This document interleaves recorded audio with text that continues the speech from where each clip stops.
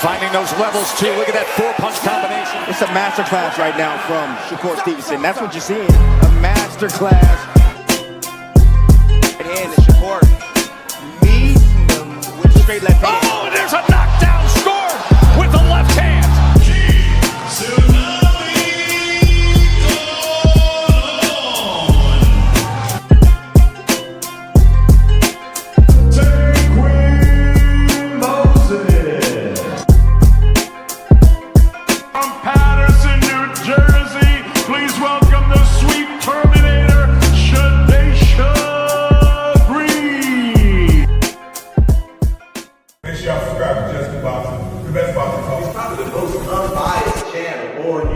Right now, we're gonna give him his just due. Shout out to my brother, Just Due.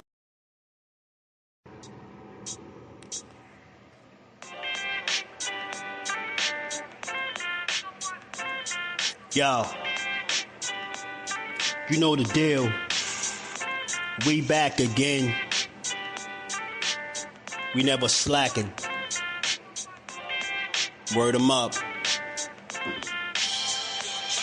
Ladies and guys, whether if you drunk or you high, it's time to pay respects to the illest man alive. If you think you got a point, he'll shrink you down to size. And from there it's downhill like a slinky or a slide. Open your eyes, got a deep connection with the rise, so you might see him jump in whenever they go live. Peep it, his channel blowing up now, it's not a secret. With tons of exclusive interviews to listen to. Them other channels I hate, but yo, they missing clues. They start narratives, sip the goose and twist the truth. It don't take a rocket scientist to get the proof. Just click the live at 4 p.m. Eastern time. But when you chime in, make sure you keep it kind. But if cowards want to debate, then it's feasting time. My man Just Do shine busy all the time. Grind 24/7, 365. Videos he might have 365. My rhyme sick, they make you do a 365. You get a rich if you think you fit to survive. It's Just Do boxing, time to click the live. Ain't no beginners, if you soft, you ain't down to ride. I crush you, respect too, it's Just Do. He got the illest boxing show on the internet. The boy been a threat and he ain't even had dinner yet. Word 'em up. Yeah. You know what time it is.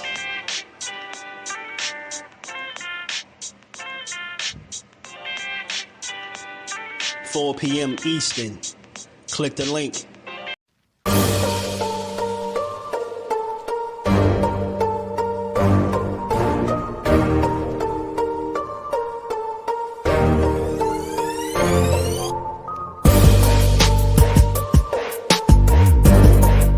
The truth or tell on your ass what you doing or what you're not doing every single time.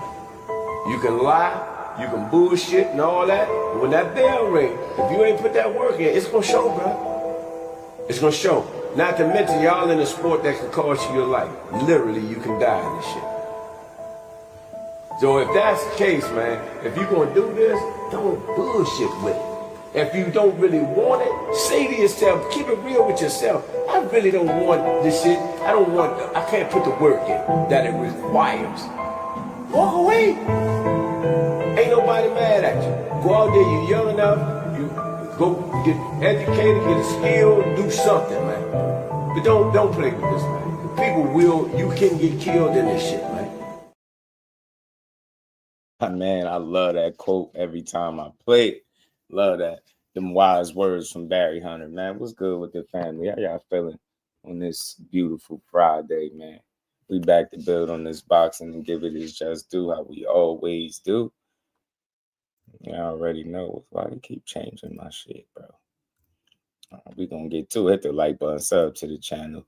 Y'all know how it is. We gonna talk about it, man. Did y'all see that presser, man? I ain't cover it yesterday, but we gonna talk about it today. And sit down, Brian Garcia and Mario Barrios, man. That was a little interesting to say the least, man.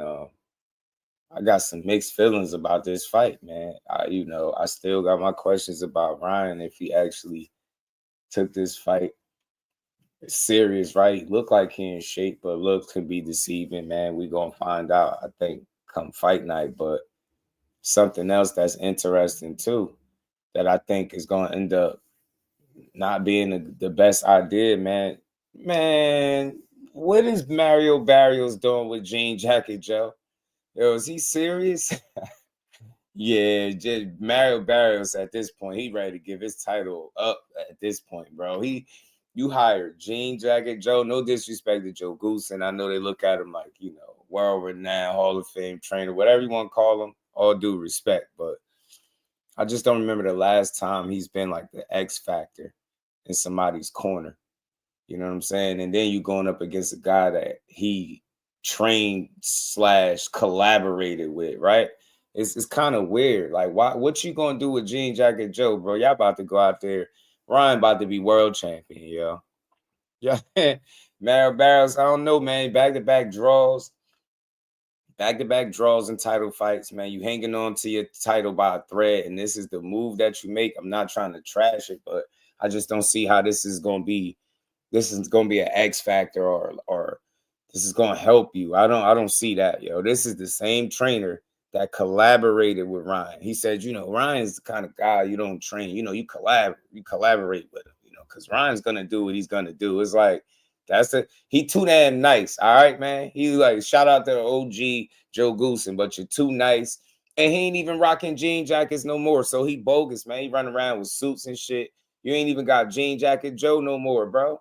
Nah, man. That's you bogus. You out of line, bro. You might lose. Just because you went and did that. And they had to sit down and they asked Ryan, like, what you think about him going to get Joe Goosen, you know, for this fight. Ryan laughing, man. Ryan throwing shirts at you. He throwing fake handshakes, bro. Hey, Mario, I'm trying to root for you, but you bogus. You went and got Jean Jacket Joe, who's no longer Jean Jacket Joe. He wearing suits and shit. He's sitting over there. Him and Ryan sounding like they had a breakup at the podium and shit. They sound like a couple. They sound like a couple. They sound like a marriage that divorces something. Ryan was up there like, I'm hurt, Joe. It's over. It's done. I'm like, what? he sound like he was dating him or something, man. I'm like, yo, what is going on right now? This is the trainer that you got. He almost sound remorseful that he training you and not him. Like, you get what I'm saying? Like, come on, Ryan, you know, this is just business, you know? I'm with Mario Barrios now. Like, bro. and we're in a weird way, yo, boxing is like a marriage, right? These relationships to a degree. I get it, man, but goodness, man. This shit is crazy, bro. They signed a couple. Let me say what's up to the fam. We got almost 30 people in the building. Hit the like button, y'all. Sub to the channel. Support the build. We gonna get to this. DP rocking my dog. What's good with it, family? Ace. All love, family. How you feeling? BJ in the building. Al Booger, my dog. Rolly, what's good? Tanaris in the building. He said, that's all. Appreciate you, fam. Never seen more ties. Now more ties. Really, they come. He Mexican American. And there was good with it, family. How you feeling? B Moore is in the building. A1 Hoop Zone, my dog. Ryan getting knocked out, man. We got to see. Barrios drops Garcia in the 5th round. We're going to see. JP, what it do? Yeah, Joe might have seen better days. You know what I'm saying? Like, they bugging. Yeah, Al Booger perfectly. Tuxedo Joe ain't cutting it, Al Booger. It don't hit the same. Jean Jacket Joe would get in there. He'd be, you know, he'd coach you up. This other guy, the Tuxedo Joe, nah, bro, he passive. He easy going. You know what I mean? He nice as hell. You know what I mean? Like, nah, bro, that's not with Barrios. You need that Vergil Hunter energy, man. What's up with you? Mike Ron, what it do, homie? How you feeling? Z, my dog in the building. You know it. Man, we game all night. What's good with it? Y'all feel like fun. We gonna get to it, man. What's going on, though, man? This ain't gonna be good for Mario. I don't think so, man. The way he sound, too, like, I don't, listen. Looks can be deceiving. You know, the way you sound could be deceiving, but energy don't really be deceiving, bro. His energy seemed like, I don't know. It's like, I don't feel like he a champion going into this fight. And it ain't even the back-to-back draws. It's his energy. Like, Barrios almost like, I don't know. He don't make me feel like he the champion. Like, he not bringing that energy, man. I'm not hearing this. I'm not hearing this. I don't know. I don't like the way it was sounding and looking, man. Get what I'm saying? You got Jean Jacket Joe, aka or used to be former, you know, the artist formerly known as, or the trainer formerly known as Jean Jacket Joe, is now rocking tuxedos. You know what I'm saying? Him and Ryan sat up there at the podium, bro. They sat up there at the podium. They sound like they was having a breakup in front of everybody. Tell me I'm lying. They didn't sound like they was having a breakup. Green light, what it do, man? You ain't saying they ain't sound like they was breaking up. Like, bro. Yeah, man. And Khalil Cole, AZ Khalil Cole, he bogus, man. 8 pounds, 7 pounds, bro. 7 pounds and some change. What the hell? Damn, what the hell, man? Shout out to Jesse Hart for still taking the fight. Khalil Cole, I'm going to reserve some judgment to say it had to be something that contributed to that because 8 pounds is egregious. I refuse to believe that he just pissed away the training camp like that. But what I do think happened, I believe this fight was initially postponed. I think due to a hand injury. I'm guessing, did that set him back and he wasn't able to have the kind of camp he needed to have. But nonetheless, regardless of the reasons for it, that's nasty work, man. It's still Jersey for life, but you just gotta hold people accountable. We're gonna get to that, but man, I gotta get back to Jean Jacket or Tuxedo Joe. My bad. You know what I mean? Al Booker say he Tuxedo Joe now. You know what I'm saying? He bugging. He out there like, him and Ryan out there having a breakup and shit. They sound like a couple divorcing and shit. Like they had a divorce right there in front of everybody, man. You know what I mean? Shout out to Conquest. What it do, homie? He said, PJ Celebrity Trainers is a play. I'm telling you, right? Mario Barrios, you picked the wrong time, bro. You went got Tuxedo Joe when he used to, AKA Jean Jacket Joe. He used to be known as, you know what I mean? You went and got him at a time like this in a big ass fight. I just don't see how that made a lot of sense, bro. I don't get it.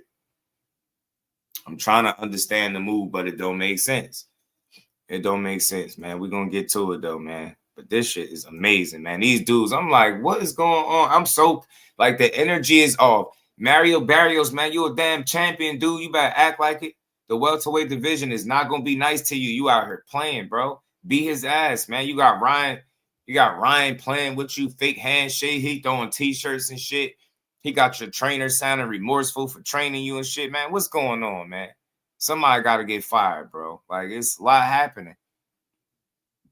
He like, no, Joe. No, I'm hurt. It's done. It's done, Joe. It's done. Like, what? Yeah, 8 pounds is nasty, disgusting work. But that much weight, it had to be something. And I only say that because I'm reasonable. It's still no excuse for it. Doesn't excuse it. But I always leave room to understand what happened. You still got to own up to the fact that that's not professional at all to miss weight by that much. But, there has to be a story behind that. It better be. You get what I'm saying? And a real one, of course, not no made up shit. But I would love to know what did or didn't take place for you to, to blow weight by that much, bro. That's a lot of weight. Gee, that's a lot, man. 8 pounds. Like, he double Keyshawn shit, bro. Like, what? Man, you double Keyshawn shit, G. Like, bro, you double Keyshawn out here, B? Ain't no way you did that. How you do that? How you double Keyshawn, bro? Like, damn, Key came in like 4. These dudes, Khalil said, man, that ain't nothing. Watch this. Like, damn, G. Right, a woman tantrum, didn't he?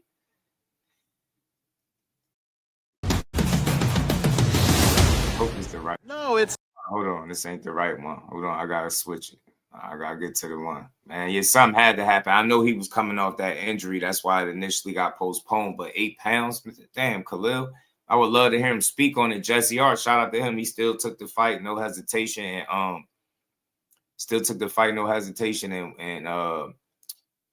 And I was gonna say, what else did he do?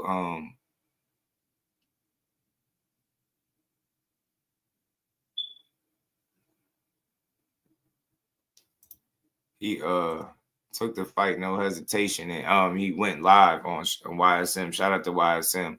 He was live talking about it. No, it's the. Hold on, bro. This is the same shit. Pardon me. Give me a second, y'all. Jean Jacket Joe, this is ridiculous, bro. I'm like, man, y'all gotta Ryan crying tears because Joe left him. He over there explaining himself to this kid. I'm like, dude, man, the hell with Ryan, bro. You don't get the hell on, bro. If you don't coach him, man, bro. You don't coach your damn fighter, man. Bro out here tripping. Explaining himself, man. I ain't explaining myself to no damn body, bro. Coach who I want to coach, G. Coach who I want to. He said somebody in the hypocrisy land with 8 + 8 pound agreement. Yeah, it's impressive. It's impressive that he still Mr. Malik Scott, Mark. Why do I keep pulling up all the wrong ones, bro? We're gonna need them for the show. Y'all bear with me for a second while I get these clips situated. Yeah, man, that 8 pounds, man. I know it was an injury that he was dealing with, but that shit is just nasty. Like you can't miss by that much. Jordan, what it do, my guy? Can't miss by that much, man. It had to be what the hell? Something in the water? Something in the agua? It's something in the agua. I need to know. I need to know. It's something in the agua, bro. Booger laughing. What you laughing at, bro? Ryan Carr might be better than Teal Carr, low key. I mean, it's whatever you like, you know. Whatever. It's whatever you like, you know. It's whatever. When I first found out that all right, my bad. Joe was gonna go ahead and train Barrios, I was taken back.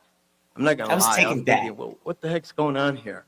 Why would a coach that trained my son all of a sudden turn around and train somebody else to go against my son? I find that very disrespectful and just isn't right. You know, but then again, I find why would a trainer, train someone else to go up against my son? You know, I feel like it's disrespectful. I feel like shut up. That's why Ryan looked more like Oscar than you. I got some questions too in that camp, man. Oscar, are you the father? Why do Ryan Garcia look more like you than Henry? Huh? I've been on my mind for a while. What's going on over there? They beef like father and son, low key. You know what I'm saying? And here you get, why would a trainer, train somebody else to go up against my son? I feel like it's disrespectful, Joe. Why, Joe? Why? Like, bro, shut the hell up. It's just business, bro. They sensitive as hell over here in the camp, bro. Golly, listen to them. Train somebody else to go against my son. I find that very disrespectful and just isn't right. You know, but then again, I remember this isn't right. He told me a while back that he's done this in the past. He would train someone, then later on he would go against them. You know, again, they made this shit I think about Joe. It's not right, but it's not maybe right. It's something he has to prove, or it's just an ego thing. But I also remember that he told me specifically that when Ryan is 100%, no one can beat him. And I'm going to tell you this right now. Ryan is 100%.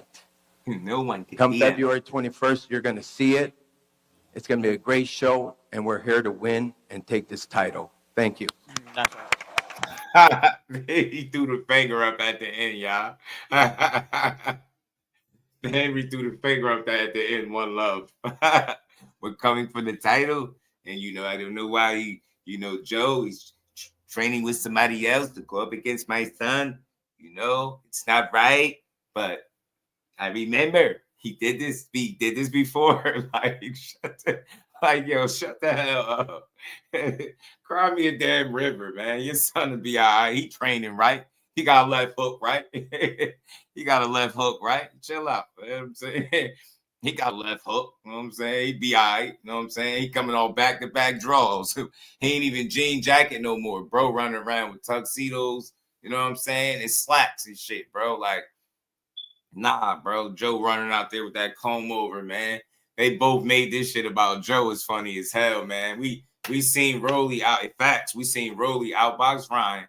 And y'all got the nerve to get in here, get in this press conference, and y'all worried about Joe Goosing like he the X Factor. Like they act like he went and recruited the dream team or something. Like, I just can't believe it.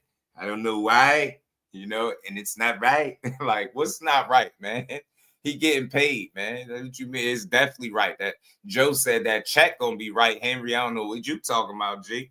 Thrill Hill, what's good with it? Like, you sound like he about to cry. You hear it in his voice. He said it's not right. He said, but then I remember he did this before. They try to make it seem like he's some kind of snake for training Mario Barrios. Like he can't train nobody but them, exclusively them. And they left him. Think about it. He bounced around from trainer to trainer. But Joe Goose is supposed to be loyal to you for what exactly? Like, come on, man. This shit about to be funny, man. Yeah, he disappointed how he walked off. He threw his hand up and walked off. Look, this is Look always at Joe. this is a little bit of a difficult situation. Yo, Joe got it for the low. That's Joe, man. He went from jean jacket Joe to Joe got it for the low, man. I'm convinced Joe got it for the low, bro. That's why he don't care. He leveled up, bro, kicking it with Poppy and them, man. You know what I'm saying? He kicking it with Poppy and them. He probably got a load to drop off right after this press conference. G, look at him. You see him? Look how he dressed, man. Joe, like, bro, I don't give a damn. G, what you talking about, man? Huh? About to go drop this work off. What you talking? And he rocking with Barrios. I know what this about. Is this relationship is more than what meets the eye. Never mind, Mario. I take it back. Hey, to know he said Joey Montana, man. That's Joey Montana right there. Joey Montana, man. He don't care. I know why him and Barrios linking. I got it. I know what's going on over there. I ain't gonna say nothing, y'all, but I know a player when I see one, Joe. I see you. Look, you got the collar. Look, yeah, he ain't even got no tie, yo, Joe. I can see Joe right now sitting down at the table with some loads, man. He about to go drop some shit off, take a couple shots. Joe already loose, man. He just popped out, man. He just here for the show, man. Huh? Tank out of Real Drizzy calls Barrios. I don't know how dude was that big. Yeah, man. He got Ryan looking like a baby. Yo, I'm telling you, Barrios a big ass dude, ain't he? He is, man. That dude huge, man. No funny, but yeah, Joe got it for the low, y'all. Look at him. You know, you like your former fighter and their family. Look, and he can't even even talk. The attorney. And Joe had a shot until before this. For having us here. But, you know, things change in boxing. And I got a call from Mario and his people and offered me the job. And, of course, I said yes, without a doubt. Who wouldn't want to train the welterweight champ of the world? Tell him, Joe. But again, like I say, things can get a little awkward. And, you know, I had a great time with Ryan. And I know he's going to be in great shape. Look. Yo, I'm not trying to make it weird, but I'm trying to make it funny. Bro, do you hear him? I had a great time with Ryan. Like, bro, what y'all fucking was dating, bro? I had a great time with Ryan. And I know you're going to be in shape. How do you know? You ain't spent 5 minutes over there working with him, Joe. How do you know? Because when you fought with him, you just collabed with him. How do you know what kind of shape he about to be in over there? Somebody had a great time with him, you know, and it can make things awkward. No, you making it awkward, Joe. You backed out dressed like a damn Italian drug lord. You get what I'm saying? We know why you linking up with Mario Barrios. This shit deeper than boxing. We get it. But you about to explain yourself knowing you got it for the low. That's got it for the low, Joe, man. You about to explain yourself to Ryan. I had a great time with Ryan, you know, and I know he's going to be in shape. Like, what? Well, how do you know what kind of shape he going to be in? You need to, like, and listen, y'all might think I'm stretching it, I'm reaching, but I'm not. This is not nobody I want training me talking like this. Who gives a what kind of shape he going to be in? Ryan. Bro, we don't care.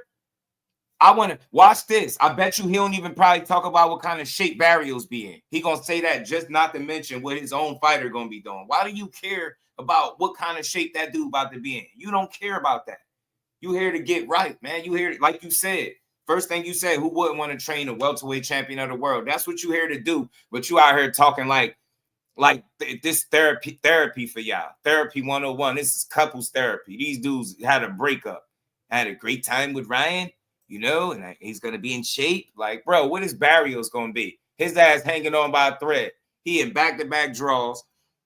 Back-to-back draws. He hired you. He hired you. The last time we seen you, you was collaborating with Ryan. Like, no funny, man. I'm not even trying to be funny. Like, this is what's going on. Like, bro, you not good. Ryan's gonna be in shit the hell with Ryan. Is Barrios gonna get another draw, or is he gonna get beat this time? Is that left hook gonna land? Like, we got questions, Joe, and none of them is about what kind of shape Ryan gonna be in. Not for you. Cal Cooler, blessings, family. How you feeling, bro? Man, this shit is funny, bro. I wouldn't want to train the welterweight champ of the world. But again, like I say, things can get a little awkward. Good, and, you know, I had a great time with Ryan, and I know he's going to be in great shape. I know that. I had a great time with Ryan.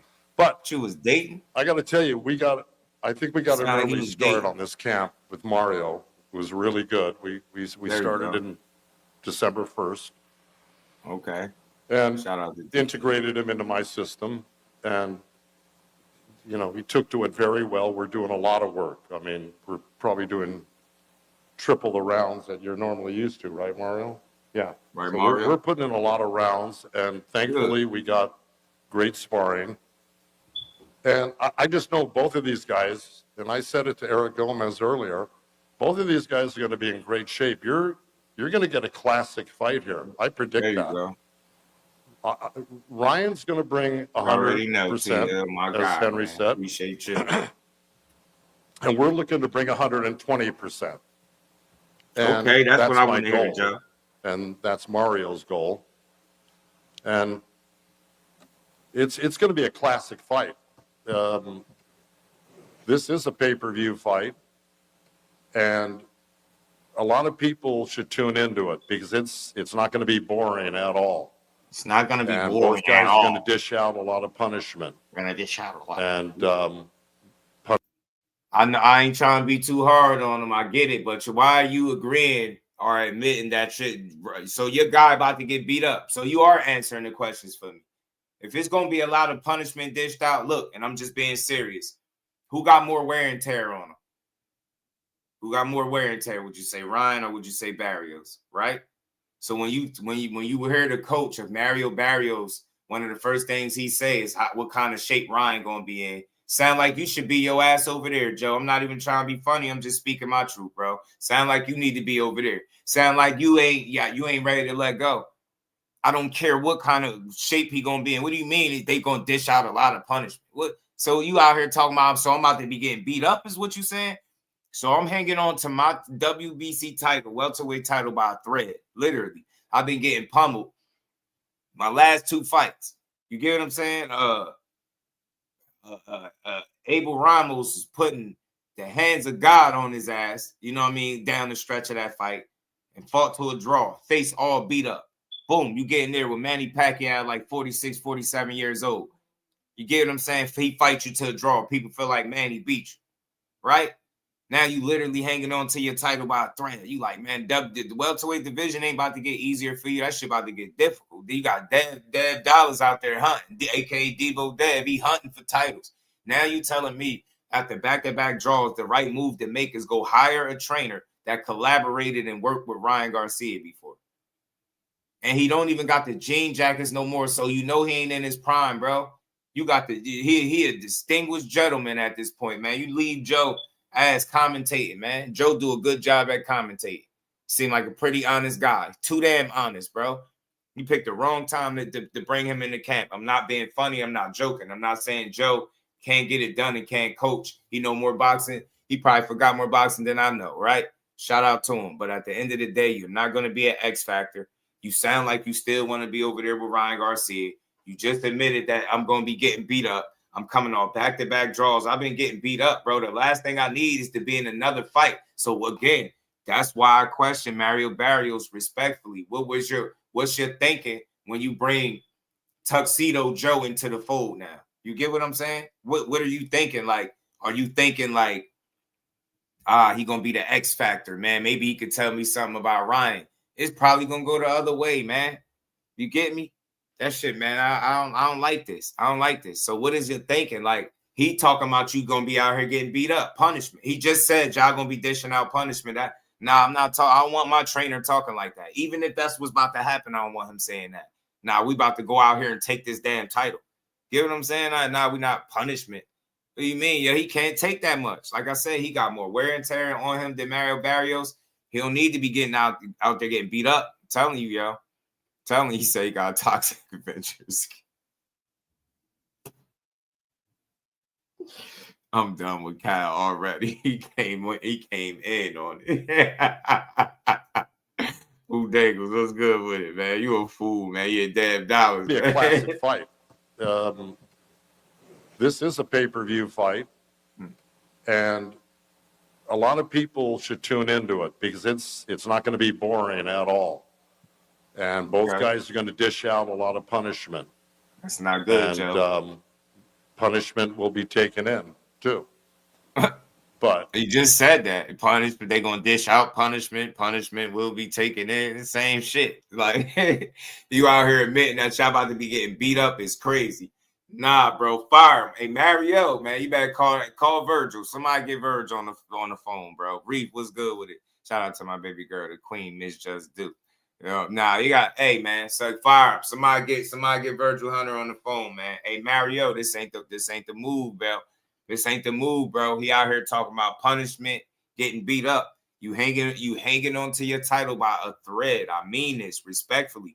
The last two fights been draws and they've been rough. Like, people make real arguments that you lost your last two fights and you going to get a guy that's openly admitting to you getting beat up when y'all get in the ring. Yeah, punishment is going to be dished out. Punishment is going to be taken in too, you know? Like, what? This is, bro, I got you to help me win a fight, not help me get beat up in one, bro. And this is what I'm saying. You went and got the ultimate collaborator. Joe Goosen is no longer that trainer, respectfully, in my opinion, that he was once upon a time. You get what I'm saying? That's not that. He's not that guy. He's a commentator right now, bro.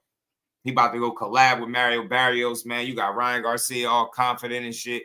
This shit could go bad. I'm telling you. Said Joe got dementia. I'm done with y'all in the comments.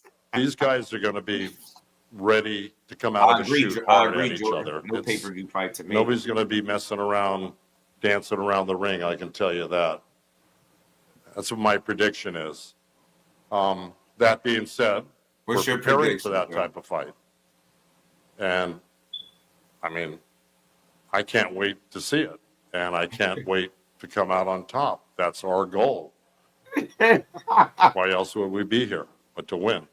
So, yo, maybe I'm on his helmet, y'all, but I don't believe you, Joe, man. He like, why else I can look forward to coming out on top. He making it sound weird. Like, hey, bro, we don't want to hear that nice ass shit, Joe. We want to hear, hey, Mario, man, we coming to defend our title, bro. Hey, man, you picked the wrong person to challenge for a title right now. Like, I want to hear I want to hear that. I don't want to hear this shit right here, G. Nah, fire him, bro. You bet. Hey, Mario Barrios, if I'm you, I'm hitting emergency call. I'm making an emergency call to Vergil Hunter right now. Emergency call to Vergil Hunter right now, bro. Emergency call. I'm telling you, you need to fill in, bro. I'm telling you, don't go. All right, I got Ryan. Y'all. I'm sorry. After this, I got Ryan. If I'm wrong, good. I would gladly be wrong. That's cool. But after this, I got Ryan. His coach not convincing me. He sound like they about to go out here and go toe-to-toe or go to war. And I feel like, Barrios got more wear and tear. If you're allowing Ryan Garcia to get shots off at you and Mario Barrios get clipped, Ryan fast as hell, I think the speed going to be an issue. I got Ryan. With the way his trainer sound, I got Ryan, bro. I got Ryan. I think he about to beat him, bro. Hey, Jordan, I think he about to beat him, bro. Young Mello, what's good with it? Said Barrios by UD. Ryan asked. But it's the coach. You get what I'm saying? Flyer, what's good with it? It's the coach, man. It's not even Ryan, y'all. Y'all get me? Hey, Jordan, it's not Barrios. It's him. He got I don't like how this stand. Watch. Again, Keep going. thank you for the time we had together, guys, and I know Listen it's going to be a to great him, fight. bro. I know you're working hard. How could Thank you Joe? for the time we had That's messed together. up. Fuck, y'all had a Pardon? one-night stand? So, Bro, you trained him for one fight, didn't he? How many fights he trained Ryan for? Seriously, wasn't it that one fight? Thank you for the time we had together, bro. And right there, it'll see what it would be. G, if Mario Barrios would have stood up and said, "Joe, sound like you want to be over there, man. You fired on the spot. Fire him on the spot, bro. Hell yeah, he should have got bro. Hell nah. Jose, what's good with it, bro? You gotta fire him on the spot, bro. It would have been Mario Barrios should have just stood up and just, What's the stop? Y'all keep talking. Huh? You keep talking, man. And you shut the fuck up.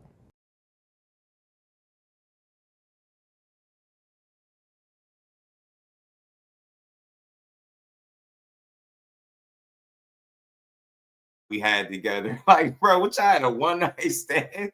Like, bro, what? Nah, it's fired on the spot immediately. Expeditiously. He out of here, bro. He out of here. Somebody call Joe Uber right now. Hell nah. Hey, yo, Oscar, man. If I'm back out of tap, Oscar, like, yo, man, call this dude the Uber, man. Pack him up, bro. It's over with.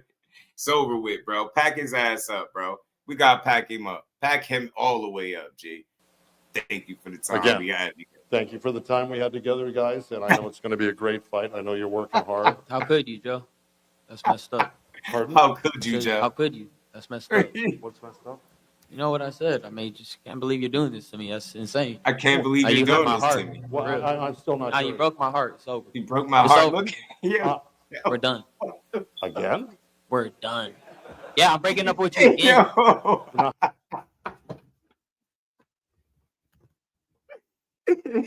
Y'all mean to tell me boxing ain't funny? You just broke my Bro, heart. what?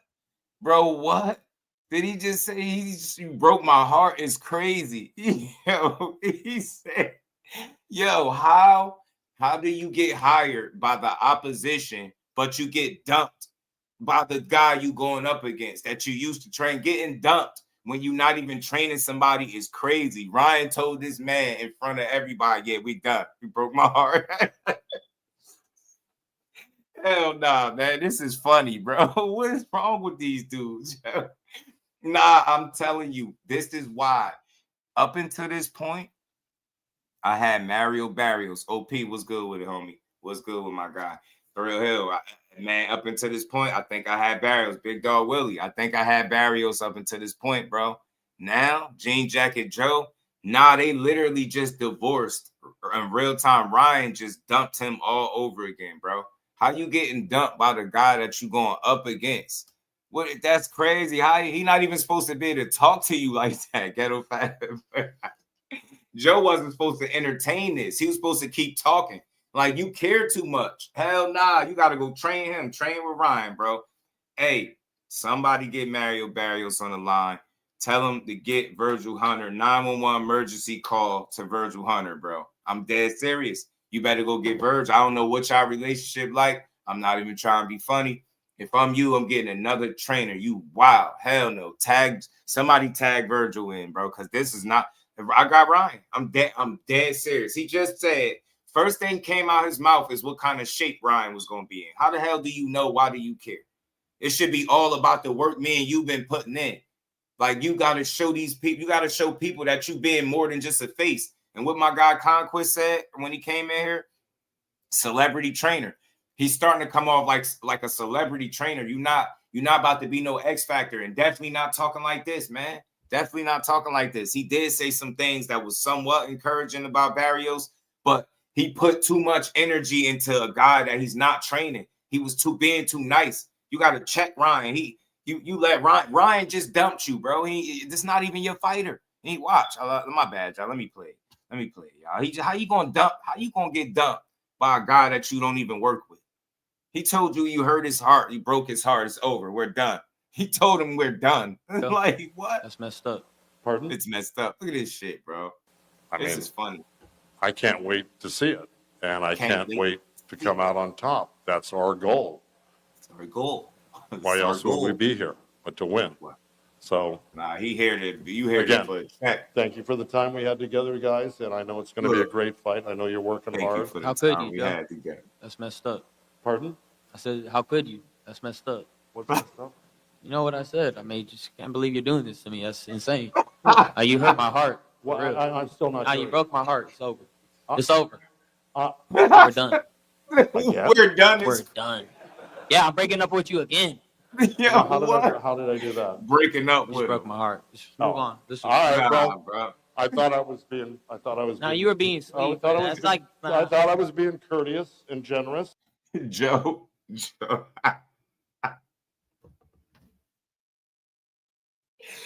Joe wore that outfit for Ryan, yo. Joe came into the presser with his chest out.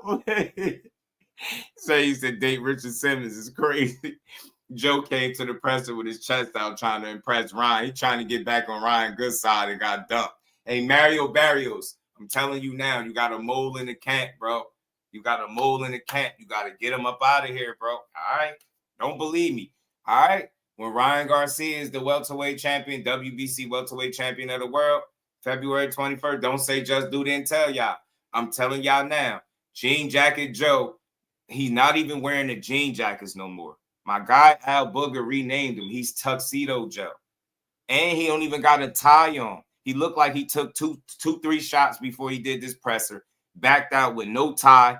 You could tell he had something to sit, man. He got hot, took the tie off, got his chest out. He out here giving compliments to your opponent. He got dumped in front of everybody. Yo, he dumped your trainer in real time. He's supposed to be training you. You got a mole in the camp, bro. Like he told him he broke his heart. You got your trainer is thanking him for the time that they had together while he's training you. Serious. You got to think about this. Man, somebody get in touch with Mario Barrios. His title is in jeopardy. You came off back-to-back draws. You ain't got a Blazer Joe. You get what I'm saying? You suit jacket Joe. You know what I'm saying? No longer wearing a jean jacket. This is the celebrity version of this dude. He about to get you smoked by Ryan. I'm telling you right now. He out here talking about how good of a fight it's going to be. How they're going to be taking damage. Bro, what? Why are you even admitting? So I'm going to be getting beat up? I don't know if Mario Barrios' face could take too many of them left hooks. I don't know about y'all. Listen, remember, Tank Davis is a phenomenal puncher, but he's a small guy. He knocked Mario Barrios out, broke him down. Ryan Garcia get to touching that chin with that left hook, man. I don't know.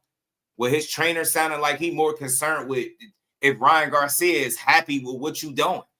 Stand on this shit, man. Like, nah, hell no. You entertained this shit. It got awkward as hell. Y'all here sound like a married couple. Y'all done divorced each other and shit. Not on my watch. If I'm Mario Barrios, I'm standing up. Somebody got to cut Joe Mike. Somebody might got to get cut. Joe Mike, Ryan Mike, somebody might got to get off, bro. Like, you just interrupting. He can't even coach me at this point. I can't even trust Joe. You can't trust Joe. He don't got no tie on, and he got his chest out like he young. I don't know, man. Look, he got Miami Vice Joe against who the hell training Ryan? It don't even matter. It don't even matter at this point. This is bogus right here. Bogus work, bro. You got Miami Vice Joe. He about to get you beat up. I'm telling you. Shout out to the Queen Lisa. How you feeling today? Came out with your shame on you, Joe. Get your chest out. Explaining yourself to the opposition. Blaze, what it do? Tunnel Vision, what's good with it, man? You about to, man. Hell, he might get stopped in this one. I don't think his face could take another draw. He got Miami Vice Joe. Look, ain't no tie, chest out, taco meat on gray. Like, he wild. Like, you gotta be a bold man to do this. And then you out here praising the opposition. You arguing with this dude like y'all a divorced couple, newly divorced. Sound like some newlywed. Like, man, this shit is wild. Nah, telling you, Barrios, 911 emergency call. Get Vergil Hunter on the phone. Shit, at this point, I don't care if it's Barry Hunter. He a great trainer too. Get one of the Hunters, bro. You go in there with this guy right here. Ryan Garcia is about to be the WBC welterweight champion. I'm convinced. I'm sold. That's it. I'm convinced, bro. Miami Vice Joe is about to get Mario Barrios slapped. Third time is not going to be a charm. Your title already hanging in the balance. You barely got hold of that shit. You hanging on by thread to your title. Do you hear me? Back-to-back draws is crazy. If you have a third one, that just might as well be a loss at this point. Might as well be a loss. I think Ryan is fresh enough. He might be confident enough. If he actually makes weight, this could get really interesting is all I'm saying. I had Barrios before this, but Jean Jacket Joe swung my opinion for right now. But to win. So listen to him. Again, check him out. Thank Flag you on for the the time play. we had together, guys, and I know it's going to be a great fight. I know you're working hard. How could you, Joe? How could you, Joe? Pardon? I said, how could you? That's messed up. What's messed up? You know what I said? I mean, just can't believe you're doing this to me. That's insane. You hurt my heart. Well, I'm still not sure. You broke my heart. It's over. It's over. We're done. Again? We're done. Yeah, I'm breaking up with you again. Now, how did I do that? How did I do that? Why do you care? All right. Well, I thought I was being. No, you were being. I thought I was being courteous and generous. I thought I was being courteous. Nah, what you did was you came in here sauced up. You had a couple airplane shots. Came in here with no tie, with your chest out, with this damn comb over, being all nice. Why are you being courteous? He the ops right now, bro. Nah, bro. How you not on my watch? So you be courteous on your own time, Joe. I'm not paying you to be courteous, bro. I'm paying you to train me to beat his ass, and you over here getting dumped. How you allow him to dump you and you not even with him, bro? It's like that. Hey, you get what I'm saying? It's like, bro, what? How he cut you completely off on my dime? Nah, hell no. Flag on, like Lisa said, flag on the play, man. Somebody throw the towel in before the fight start, bro. Ain't no way. Ain't no way in hell. Ain't no way in hell he winning this fight, y'all. Ain't no way. Ain't no way. He's sitting here hot as hell. That's why he ain't got no tie. He was sipping in the back room. He out here like, yeah, man, it's going to be a great fight. They're going to take punishment. They're going to dish it out, too. Punishment's going to be taken in, too. Like, bro, you just said that. You know what I'm saying? Like, bro out here, he admitted that. First things first, he admitted that Ryan going to be in great shape, that you going to get punished, right? That you going to be taking punishment. Nah, bro. Nah. In my mind, you can't. Mario Barrios can't take another grueling fight, bro. I'm telling you. I'm dead. I'm so serious. Y'all seen it so many times. Wear and tear is real. The last two fights have not been kind to him. Go back and look. Do I have to pull up the pictures? Do y'all remember how his face looked after he fought Abel Ramos? Y'all don't remember how bad Barrios' face was broken up? Then that was a draw. Then he turned around, had a draw that people thought he lost against Pacquiao. That's like 46-47. Now you getting in there with a young Ryan Garcia. He younger, fresher. He is faster. And out of all the trainers in the world, you go get a dude that arguably easily had his best days behind him. Joe Goossman's going to always get respect because he earned it. But you know how boxing go, and I don't always agree, but it's what have you done for me lately? You haven't done anything. And in fact, you got in this press conference and you got dumped by a guy that you're not even training. To let this man tell you it's over. We're done. It's over. Like, you over here looking like you made this shit awkward. Bro, you were supposed to say it been over. I'm training Barrios. You ain't going to be no chance. Like, you got to talk some shit. This nice at not on my dime. Fire him, bro. If I'm Mario Barrios, he got to go. His ass got to go, bro. He got to go. Get him the hell up out of here. Henry over here looking like a damn, I don't know, Mexican drug lord with these dark shades in his damn leather. Look at Henry Garcia. Henry stood on bit. Henry said, "This isn't right. This isn't right. I just can't believe it. Like, can't believe you're doing this to my son. Can't believe you doing this to my son." Man, he's sabotaging. Hey, man, we got a mole in the camp. I figured it out. Somebody go hit Mario Barrios on his Twitter. Go tell him to watch out, man. We got moles in the camp, bro. Know what I mean? Now, I'm telling you, looking worse. He looking bad out here. Fate was good, bro. Yeah, I'm telling you, Joe's sauced up. His tie is in the car somewhere, he left his tie in the Uber with them airplane shots that he was drinking. Came to the presser with his chest out, didn't even button his shirt up, got his shit combed over because he was sweating in the back. You know what I'm saying? I figured it out. I know what's going on. Hey, Barrios, this ain't it, bro. He about to get you smoked. This is not going to be the X factor. This is going to be the X factor for Ryan. If for any reason that Ryan Garcia gets his hand raised and is a WBC champion, don't be mad. Be mad at Joe. Joe came. Joe said, "Yeah, I got you. I got you, Ryan." Ryan don't even know. That's why Joe over here looking like, bro, how you gonna dump me and I'm helping you out? I said you was gonna be in shape. I said you was this gonna be a great fight. I said you gonna dish out some punishment. Nah, man. Joe saying too much, man. Fire him. Fire his ass. L Boxing, what's good, family? How you feeling? Shout out to the plug. Ryan, what's good, my guy? Yeah, he better jab. Stay behind that jab. Stay consistent. Ray Patterson, my Jersey brother. What's good with it, bro? He got a jab, and some more jabs. But I'm being honest, though. You know, we're going to laugh at it, but I'm being serious about this. I don't believe in Joe Goosen as no X factor. And he sounded like he was too concerned with Ryan Garcia on everything I love. If this is a guy that's training me, knowing that they had history, the minute the camera's off, matter of fact, knowing me, man, I'd have stood up and fired him on the spot, bro. Joe Goosen wouldn't even have to finish his speech. I'm telling you, if I'm Mario Barrios, the relationship is over right here as soon as y'all start going back and forth. How could you do it, Joe? I can't wait to see it. Do it, and I can't wait to come out How on could top. You do it? That's our goal. Shit is crazy. Why else would we be here but to win? So, why else would we again, be here? Thank you for the time we had together, guys, and I know it's going to be a great fight. I know you're working hard. How could you, Joe? That's messed up. Pardon? Listen to him. I said, how could you? That's messed up. He about to get dumped again, y'all. You know what I said? I mean, just can't believe you're doing this to me. That's insane.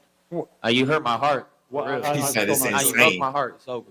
It's Look, over. nah, We're done. Hold on. Every time I run it back, I see something else. Did he just put up the heart emojis with the hands?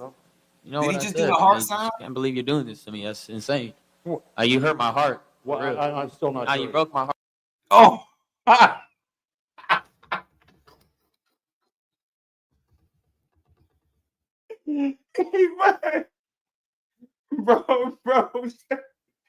Bro showed him. I'm fucking done. Nah, I'm done, bro. He put the he showed him. He said you broke my heart. Nah. Hey, nah, Barrios, shit ain't safe.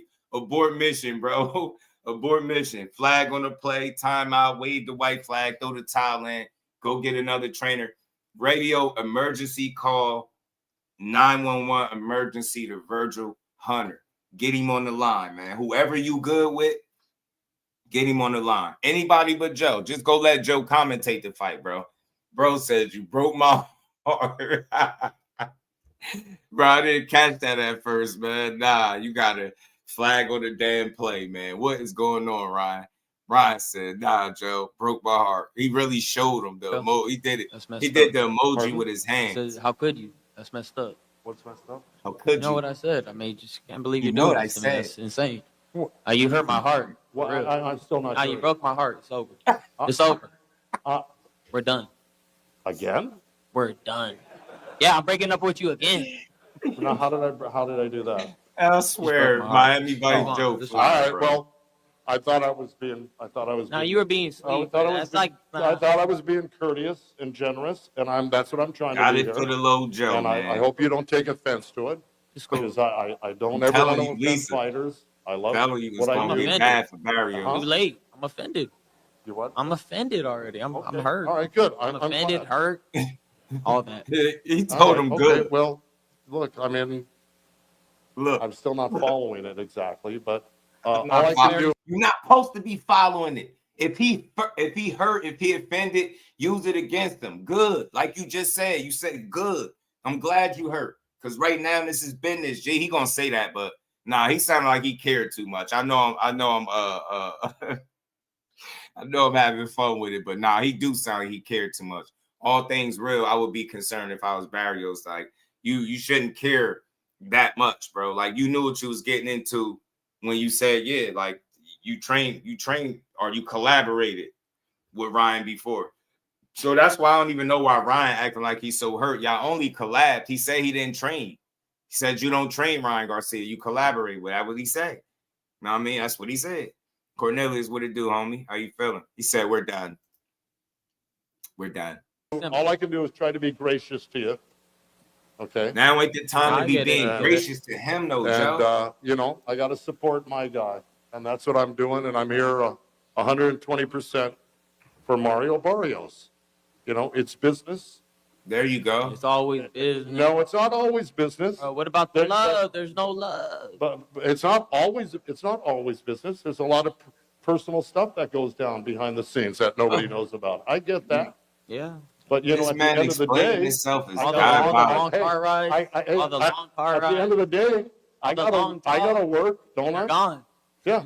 Ryan talking about the long car rides. He says no love, all the long car rides. Yo, he got Joe stuttering and explaining himself. Nah, he fired, bro. I know Barrios is a respectable guy, but the minute these microphones would have shut, it's over, bro. Nah, his ass would have been canned on the spot. Emergency fill-in trainer, bro. There's no love. But it's not always business. There's a lot of it's not always stuff business that goes down behind the scenes that nobody knows about. I get that. Yeah. But you know, at the end of You the got day, Joe explaining all the long car rides, all the long car at rides. the end of the day, I gotta work, don't I? Gone. Yeah. Okay. They never happen. All That's right. insane. Okay. Exactly. All right. Anyway, I guess I'm going to turn it over to the next person coming up. Nah. But you can see it's already exciting, and they haven't even done anything yet. All right. Thank you. Nah, man. Got it for the little Joe. Look awkward. He looked uncomfortable. How the hell you just let Ryan do that? Bro, y'all was dating for 3 months or something, bro. They act like they was married. They dating for, I had one camp or something. Now, I don't know how many times Joe truly trained Ryan, though.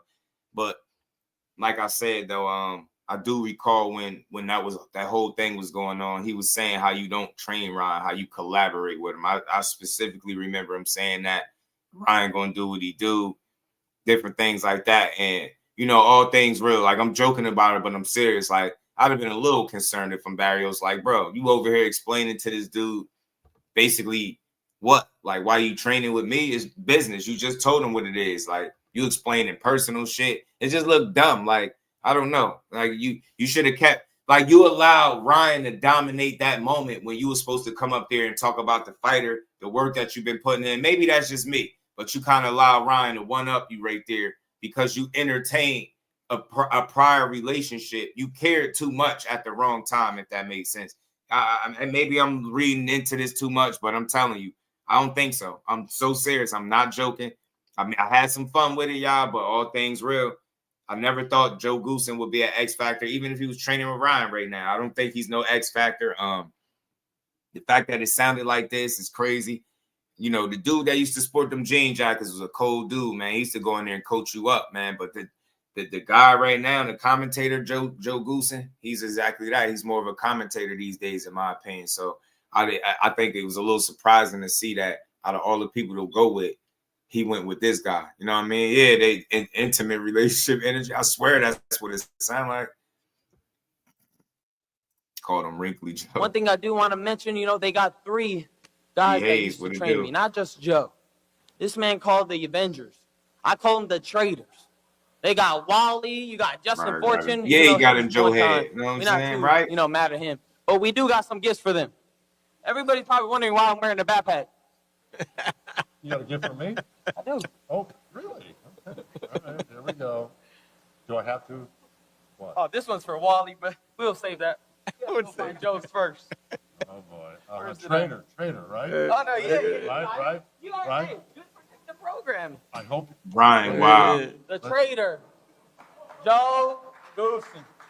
There you go. Oh, man. Go for you. Wally Damn, he got shirts. What is that? I don't know where you're at. Oh, man. Yeah. See? He disrespectful, man. Y'all got to beat his ass, Joe. Hey, Joe. Y'all got to beat his ass, Joe. He out here playing with you. He threw y'all shirts, bro. He disrespectful. Okay. He threw y'all shirts at the end, Joe. He had Joe up there with his hand on his bare chest because you know he had his shirt open with no tie. Hand all over your taco meat, pledging. He doing the Pledge of Allegiance and shit. He over here, man. You know, it's just business, Ryan. Nah, man. It's gonna be. I think this could be a cool fight, though. Look, let me say something to be clear. I was rooting for Barrios all the way up into this. Maybe I'm reading too much into this. I'll say that. Maybe there's a chance, right? It's always that, right? Maybe I'm just seeing it a certain way. maybe this just gave me a certain feel, and this doesn't encourage me going into this fight. Like, I feel like when guys go up there and speak, you're supposed to, you're supposed to control the narrative. That's your opportunity to do that, to talk about what you worked on, how hard, Mario Barrios worked, what kind of shape he gonna be in, what kind of fight to expect. But, and I'm being very serious with this, it just seems like his loyalty is divided. Like, he's caught between it being business and him having some type of personal relationship, from what it sounds like to Ryan. So it's like, even when he's speaking about how the fight gonna play out, even if he thinks that in his mind, I feel like he shouldn't be saying that. Like, he almost sounds like, oh, it's just gonna be a good fight. These both guys are gonna bring it in. It's like, you're not coaching him no more. So stop talking like it's okay to take a shot. You ain't gotta say nothing bad about him, but yo, hey man, I know he working hard, but he ain't working harder than us. Say something, right? But you sound like you scared to say y'all coming to beat his ass. Y'all coming to stop him from becoming a world champion. You get what I'm saying? It sounded very like 1 foot in, 1 foot out. Like, like, nah, bro, where do your loyalty lie? The way it sounded. That's all I'm saying. So it sounded like you cared too much about hurting Ryan's feelings or offending him. I thought I was being courteous to him. He ain't paying you. You said it's just business, right, Joe? He up here talking about you done in front of the world, and all you doing is getting it back.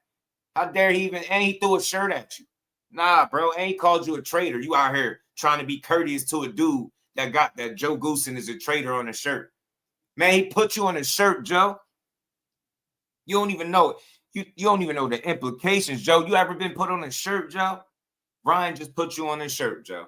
Nah, man. So I'm not encouraged that it's gonna be Mario Barrios against Ryan and whoever he got, because he's gonna be by himself the same way Ryan was by himself when he fought Tank. To be honest, you know what I'm saying? And I mean that is no disrespect to Joe Goosen. Like I said, he put his work in to get the reputation that he got. But sometimes, in boxing, a lot of times your reputation take you far, but it get to a point where that's just not enough. You need the results to follow it. And again, if your best years was, best days was years ago, and you can't speak of, I ain't gonna say I know every single fight that he's coached, but I'm just talking about these, these big fights are considered to be big fights, impactful fights, meaningful fights. I don't see him. I don't remember the last time I could say he was a real X factor, right? So I expect a similar approach here. I don't think he'll, if it get thick, if it get hot in there for Mario Barrios, I don't think he's gonna have the instructions to just guide him through it. I don't think he's at that point in his career no more. You know what I'm saying? I think he's more of a face in a name than a result, if that makes sense, right?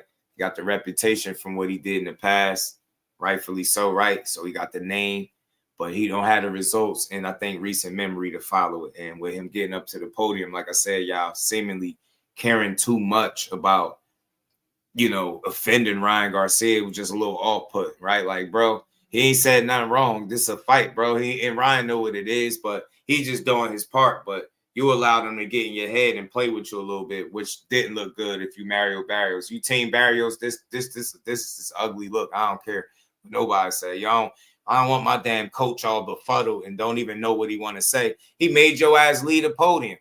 Talking about, I guess I'll just turn it over to, like, what?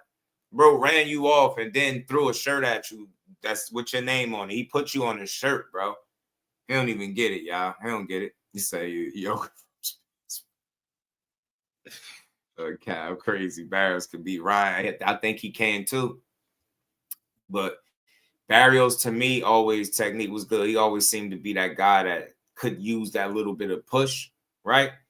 And you would think with moves like this, that's what he would have tried to do, right? You would have thought that he would have tried to use this guy here to, you know what I mean, to give him that little extra push. But I don't think he's gonna get that from him. I really don't. I don't think he's gonna get that from him. I just think he got a face. He got a celebrity trainer right now, bro. Last time he had someone's name on his shirt, he was PD.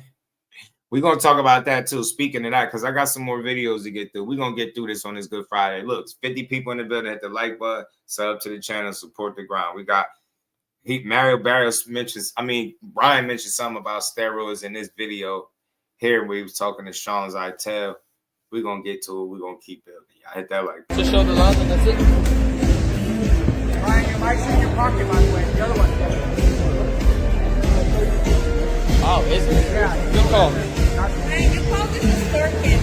Is that trying to be the way And new champ, baby! Let's go, Ryan! control the narrative outside of the ring so you can kind of find it in the ring? You know, we're just having a good time. We're excited for this fight. We want to put on the show. You know, this is entertainment at the end of the day. And if he didn't put that much thought into it, shit, I did. That's it. Right. I have to call Ben recently. He said that he would love to fight you next. Do you think you're going to be the winner of the single that weekend?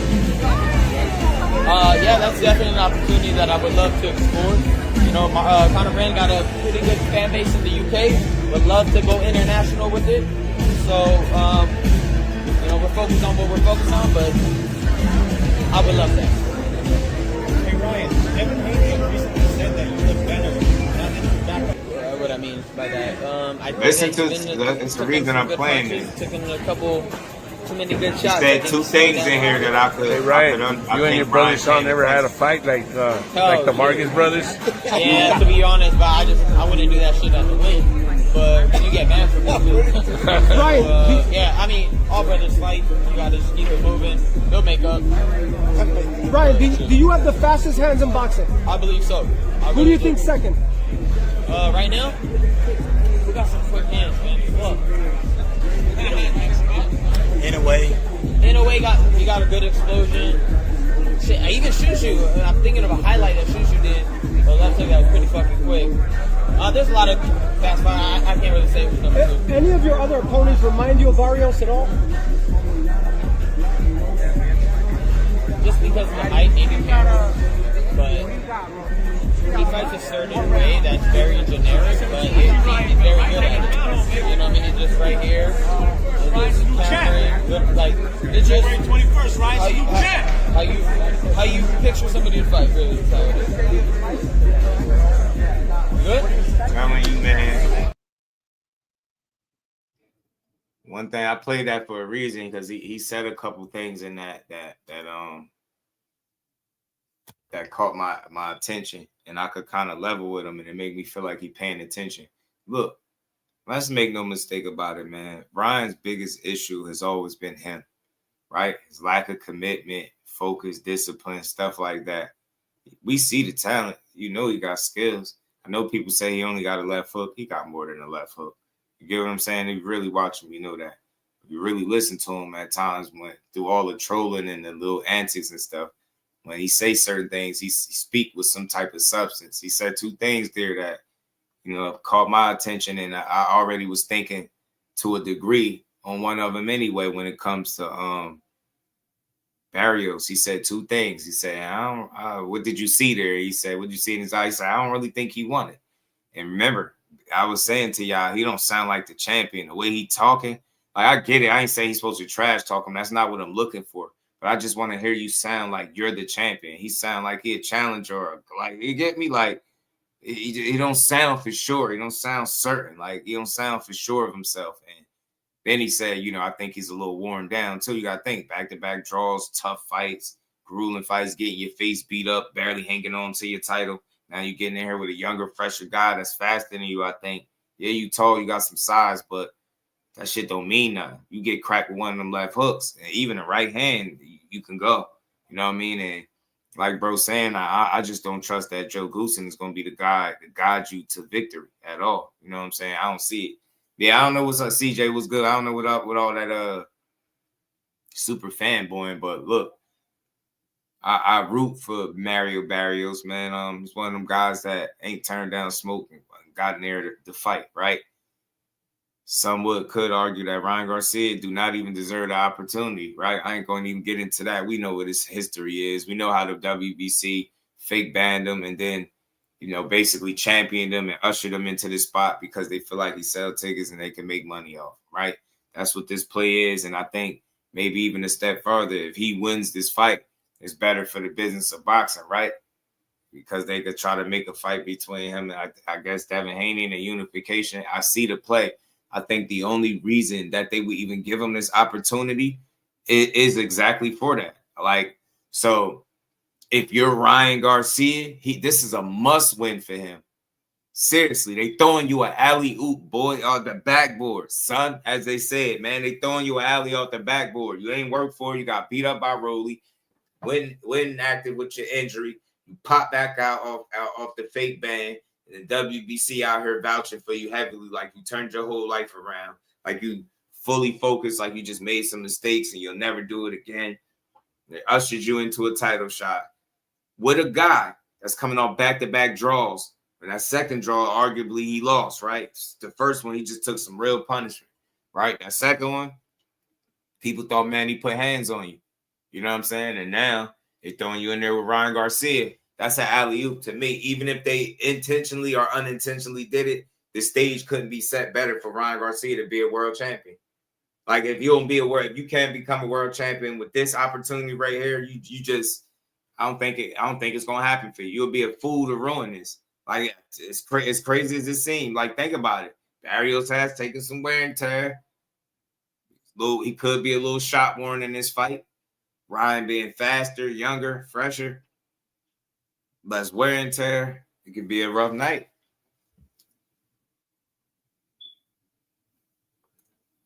It could be a rough night. Man, I'm telling you, I'm Mario pick. The fifth Golden Girl is your trainer. Said Ryan Garcia. Oh, sure. You like Ryan Garcia, huh? Yeah, man. Look, I'm rooting for Barrios, but I think he got an uphill battle. I think the tough fights could start to take their toll. You know, I think he at the point where, your trainer ain't gonna make a break, but it can certainly help, right? I think the point of where Mario Barrios is at in his career, like, I think he is who he is. I don't think the trainer alone is going to be the end all be all. But like I said, he seems like a guy that just need that little bit of push, a little fire in his ass. Like Queenie said, a little tenacity, push him a little bit, right? Motivate him, keep him focused, dialed in, locked in. That's why I was screaming out Vergil Hunter at first, somebody he used to work with. But he went in a totally different direction. He went with Tuxedo Joe, Miami Vice Joe, Chest Out Joe. You know what I'm saying? I think he's gonna be a non-factor in this fight. He really gonna have to fight a smart fight with Ryan, man. Ryan obviously looked like he is in some shape, which is good. At 47, that could be even better for him, right? We've seen it when he went up against Devin Haney. You know how he blew. We remember how he blew weight there. So now I think he got a little breathing room. He should be able to make this weight and be able to compete for this title. And oddly enough, even Mario Barrios, this is another video I got of theirs where they did a sit down.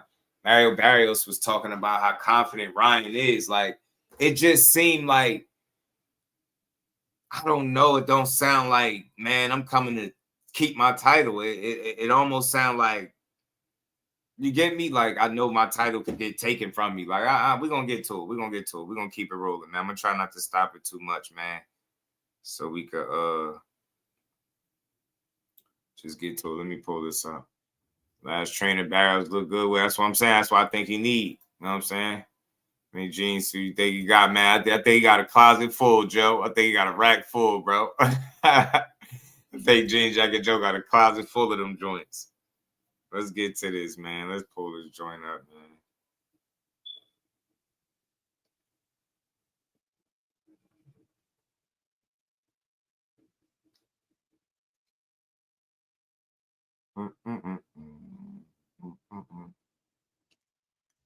Jean Jacket Joseph. Jean Jacket got hella jean jackets in the stash. Let's pull this up, man. This sit down right here had me like, I don't know. Maybe I'll just be looking to hear certain things. Like Barrios coming on back-to-back draws. You want to assure the people that you can go out here and win, bro. You will never. Dang! Hey, you know who that is? Don't do that. Nah, I'm boxing, bro. See? Funny ass. No! Goofy ass. Yo, where are you? We're in the garage. I love you, bro. Hey, you ready for today? Front side. Hey, front side. let's go. Hey, you got coconut water too? Guys, what about coconut water? First streamer to ever, first person to ever stream a real boxing press. I've never been to a press conference ever, bro. Dang! Ever. Let's He go. hyped up like Ryan loving the festivities and all the extra stuff. But they did this sit down, man, and I know talk is cheap, but I don't expect everybody to go above and beyond the trash talk, but you got to speak with some type of confidence, man. You got to speak like you know what you about to go out there and do. That's all. Just some reassurance, like you speak like you know what I mean, like you belong. Not this old passive. You know, my opponent is confident. Like him, man. We don't need to hear about him from you. I want to hear about you. You know what I'm saying? Like what you want. You know what I'm saying? What's your mentality going into this fight? Come on, Barrios. This back-to-back. I know I ain't the only one that seen them back-to-back draws. I know you ain't trying to have another one. I know you're not trying to run the risk of losing. He the more popular guy. You getting older and longer in the tooth, man. They might be ready to sacrifice you for that dollar. Know what I mean? The big fight implications after this, Mario Barrios, let's not ignore it. Are you going to be the one that single-handedly catapults him back into a rematch with Devin Haney and a potential unification at 47? Or are you going to stop all that shit? That's what I want to know. I just want more confidence from that dude. All right, so let me get to this. Let me skip this shit. I don't care about none of this shit.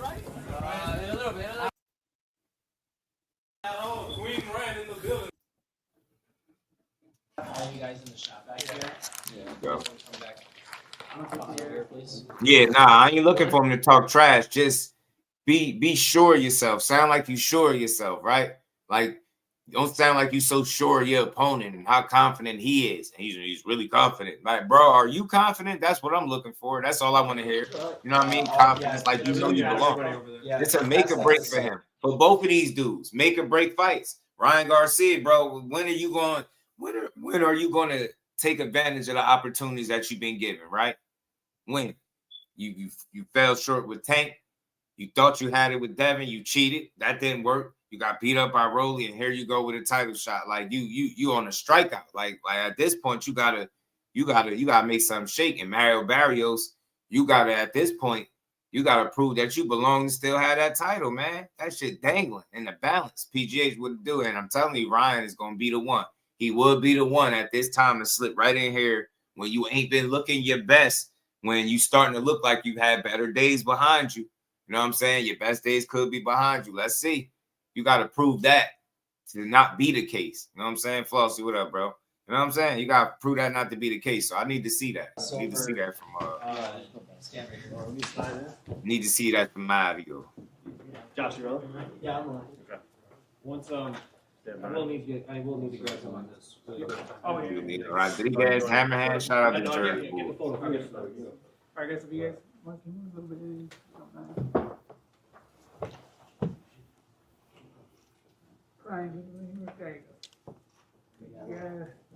It's on now? Is it on now? Thank you, guys. Marcus, how you doing? I'm good. You ready? Yeah. Speed? Chris Manic. Everything's speeding up. Good. How's that?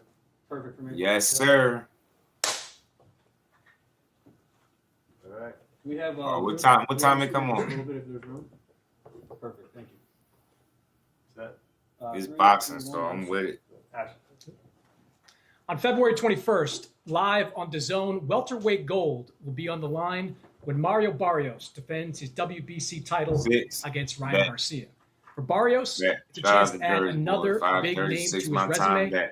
For Ryan Garcia, it's a chance to win his first world title and quiet some of the critics along the way. That happens on February 21st. Today, they face off. Well, it's good to see both of you. Mario, you do have a pretty impressive resume. Guys like Keith Thurman, Gervonta Davis, most recently Manny Pacquiao. Do you see Ryan Garcia as being on that kind of level? I mean, he's definitely here for a reason.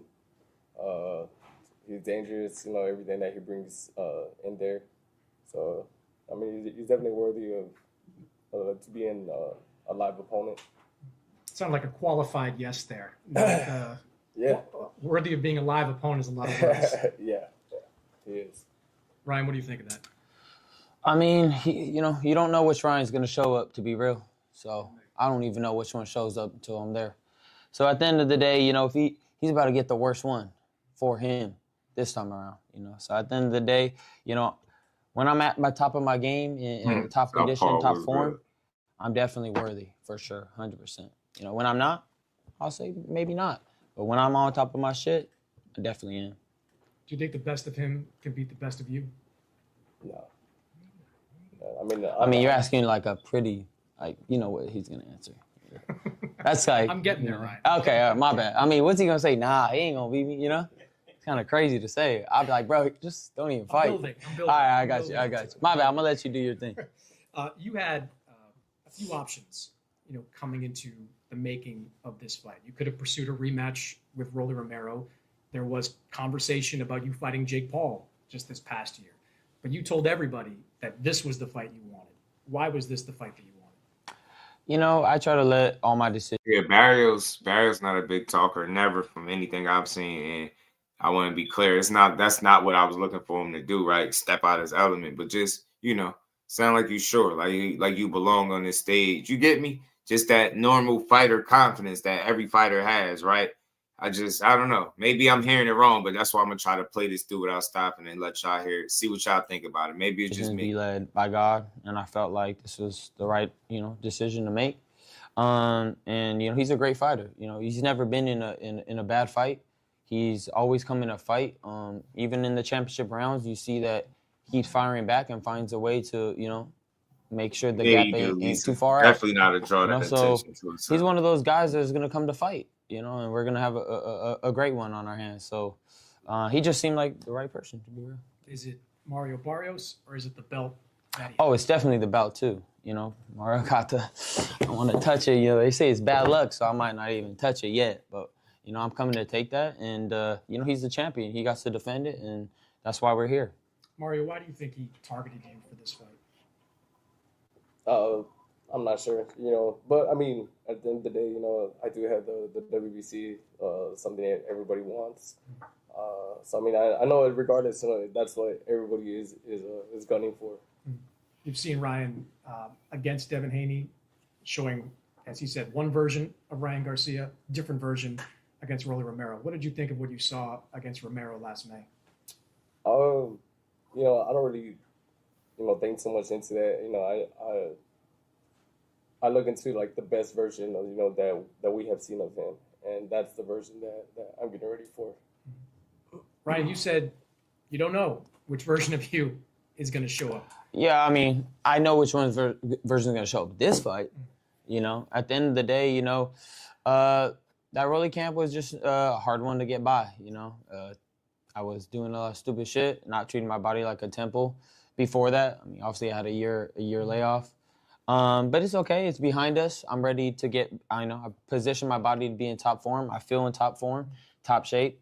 And that's what he's going to get, you know, the best version of me. What's different? See, like that, and that's what I mean, y'all. That's simple stuff. You see, with Ryan talking, he ain't trash talking him. He's just talking like, all right, normal confidence. Like, Barrios, maybe it's his body language in his joint too. His arms folded, head all kind of, you know, just like talking like, maybe he just ain't, you know. And I ain't saying oversell it, but man, pick your head up, man. You got a dangerous guy. This dude. I know some people in position that probably want him to win because of what it could mean financially moving forward. So you got to talk like, man, you ain't getting this shit, bro. That's all. You know what I'm saying? You got to go through me type deal. Man, we just started early, man. We started way out, you know. Didn't wait for somebody to give me a date and made sure that when I came into camp, I was already ready to fire off. And, you know, everything's clicking perfectly now. Mario, what do you see as some of your advantages coming into this fight? I think the advantages I have coming to this fight is just overall just like everything. You know, my experience, you know, who I've been in the ring with, who I faced. I think, you know, the boxing IQ, I think I have that on my side. You know, heart. I think, yeah, there's a lot going into this fight that I know that I am the better fighter. He does have more experience at a higher level than you probably do over a number of years. Do you think that's, you're shaking your head, maybe don't think that's true? I mean, it's debatable. You know, everybody has, you know, a time to, you know, everybody, say somebody's fighting 10 years, not everybody develops the same and all that. So it's kind of like, you know, he could say. It's crazy because Tank took both of their O's. He has a lot of experience, but, you know, Luke Campbell had a lot of experience. A lot of people have a lot of experience, but, you know, when you get in there, it's how on point you are that night. You know, your experience could, you know, say you're not on your shit. Some of that experience fades. You see what I'm saying, Joe? Like he like just like going through the motions. Like, yo, Barrios, pick your head up, pick your energy up just a bit. That's all. I ain't saying go out of your body to try to trash talk. That don't do it for me. But you know, I want to, you know, Ryan just sound like, yo, like a lot more confident.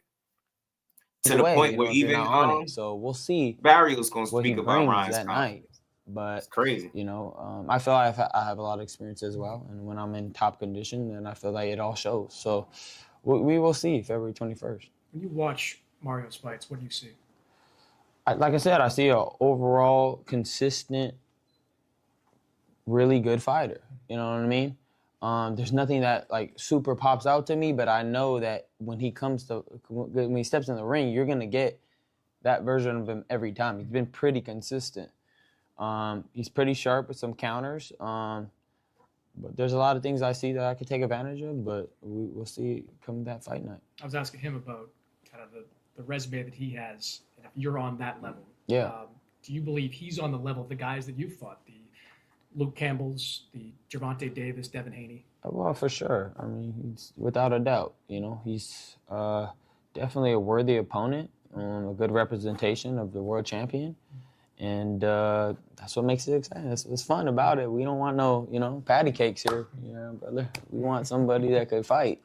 So, yeah, no, man, it's truly an honor to fight a good champion and, you know, have this opportunity. Mario, Ryan's going to come in looking to fight, so like you said there. Is that the kind of fight you're expecting, a physical one? No, yeah, definitely. I mean, that's the type of fights, you know, I'm usually, you know, that gave me pumped. You know, that's one of the reasons why, you know, we did, you know, choose Ryan, you know, for this next fight. You know, yeah, because we know, you know, he wants the strap.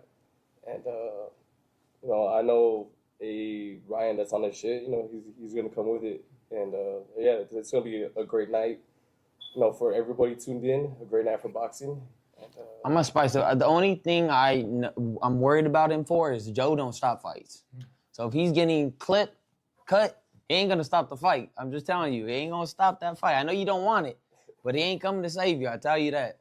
Like, Joe is one of those guys. So, because I predict it's going to be a bloody fight. I'm being dead serious. I think it's going to be a lot of cuts. I'm just saying. Mark my words. And I think he's going to need to stop it, but he won't. But, hey, you're a warrior. You're an Aztec warrior. So, I'm right? So, Ryan said it's going to be a lot of blood, a lot of cuts. Boxing Dad, what up? A lot of blood, a lot of cuts. For a long time. You made the decision to change trainers, and you made the decision to go to Joe Goosen, who most recently trained Ryan Garcia. I guess I'll start with you on this one, Ryan. What did you think when you found out that your former trainer was going to be training him? Look at my lips. Oh, he already know. This is about to be it's going to be bad because I know all that. I know what he's training like. I know everything. You know, they could say, oh, he knows, but he didn't train with me long enough. Been knowing Joe since I was 17. I know exactly, and I haven't trained with them. I just watched him, so I know exactly how he trains his fighter, exactly what they're doing. So to me, it was like, oh, thank God you gave me an advantage. Like, it's just another advantage for me. And, you know, word leaks, things leak, you know. Joe was a part of that. I don't want to get too into it, but, you know. You think Joe was leaking stuff? I don't know. I didn't say that. Allegedly. I don't know. Yeah, he is. No clue. Mario, a lot of trainers. This shit is crazy. It's funny he's saying all this, but Mario Barrios sitting over there like, man, at this moment, he knew he messed up. Like, come on, man. Sitting over there, he done gave him jean jacket Joe. He's like, man, I know what he trains like, you know.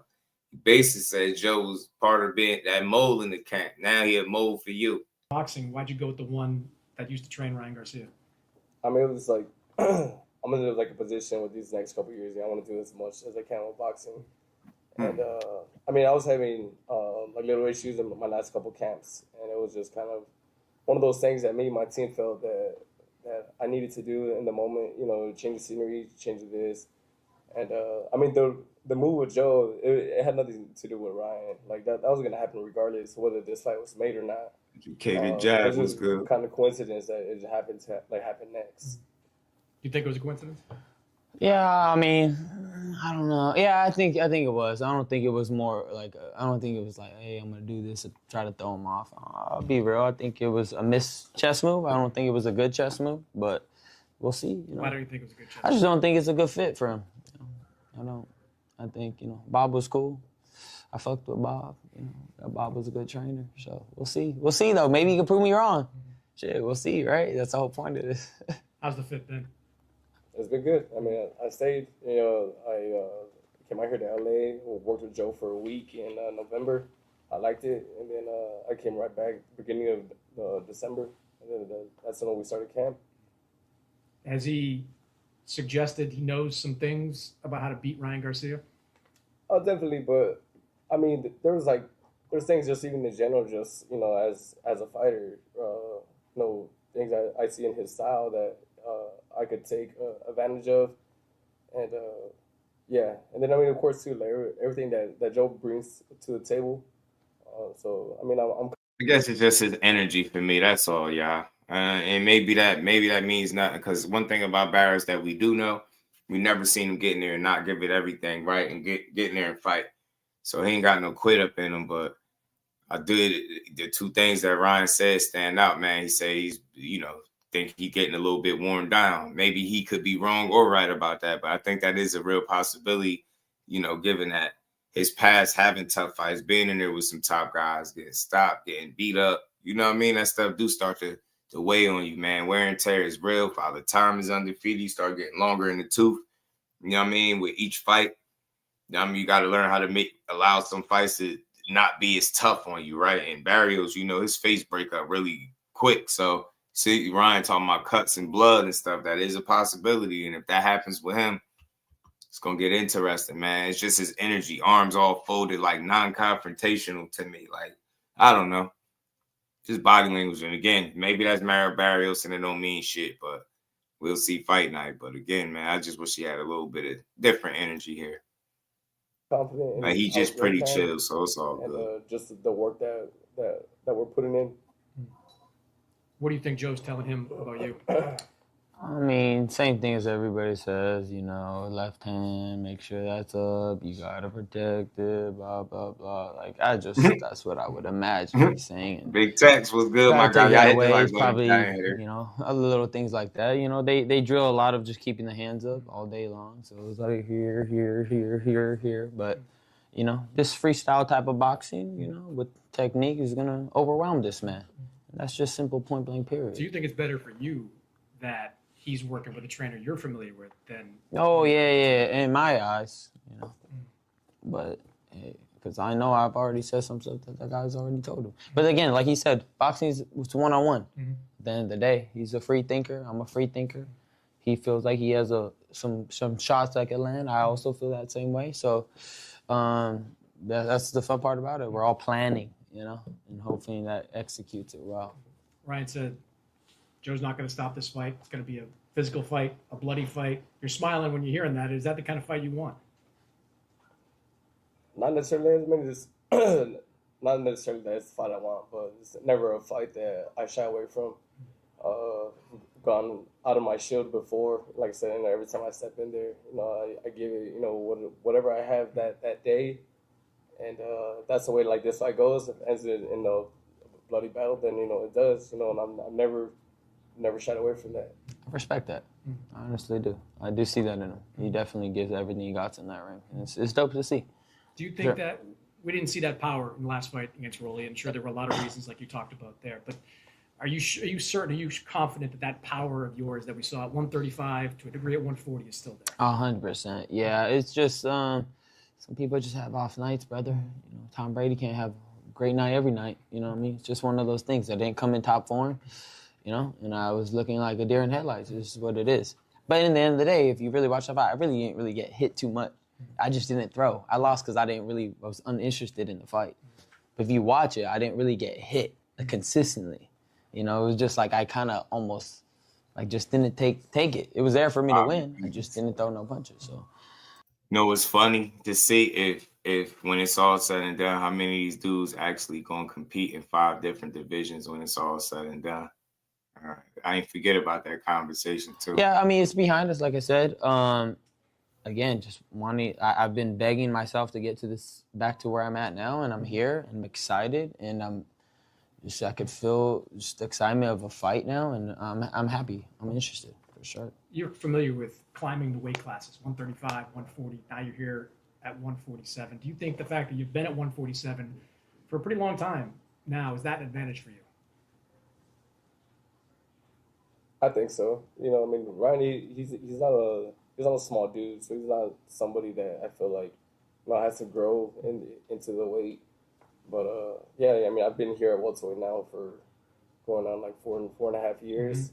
I feel very established now. You know, as a welterweight, I feel like, you know, I'm definitely in my prime at this division, and so yeah, you know, I think you know that's something that, you know, can benefit me, you know, in the fight. Do you think he's different than the guy we saw at 135 and 140? I think he's right too. I think that's one thing about Ryan that you can't take into account with everybody else. I don't think the weight is going to be much of an issue. I think it'll come down to who's better prepared, you know, skills and stuff like that. I just think, you know, Barrios is a big guy. I mean, tall and big dude. Been up at 47 for a while.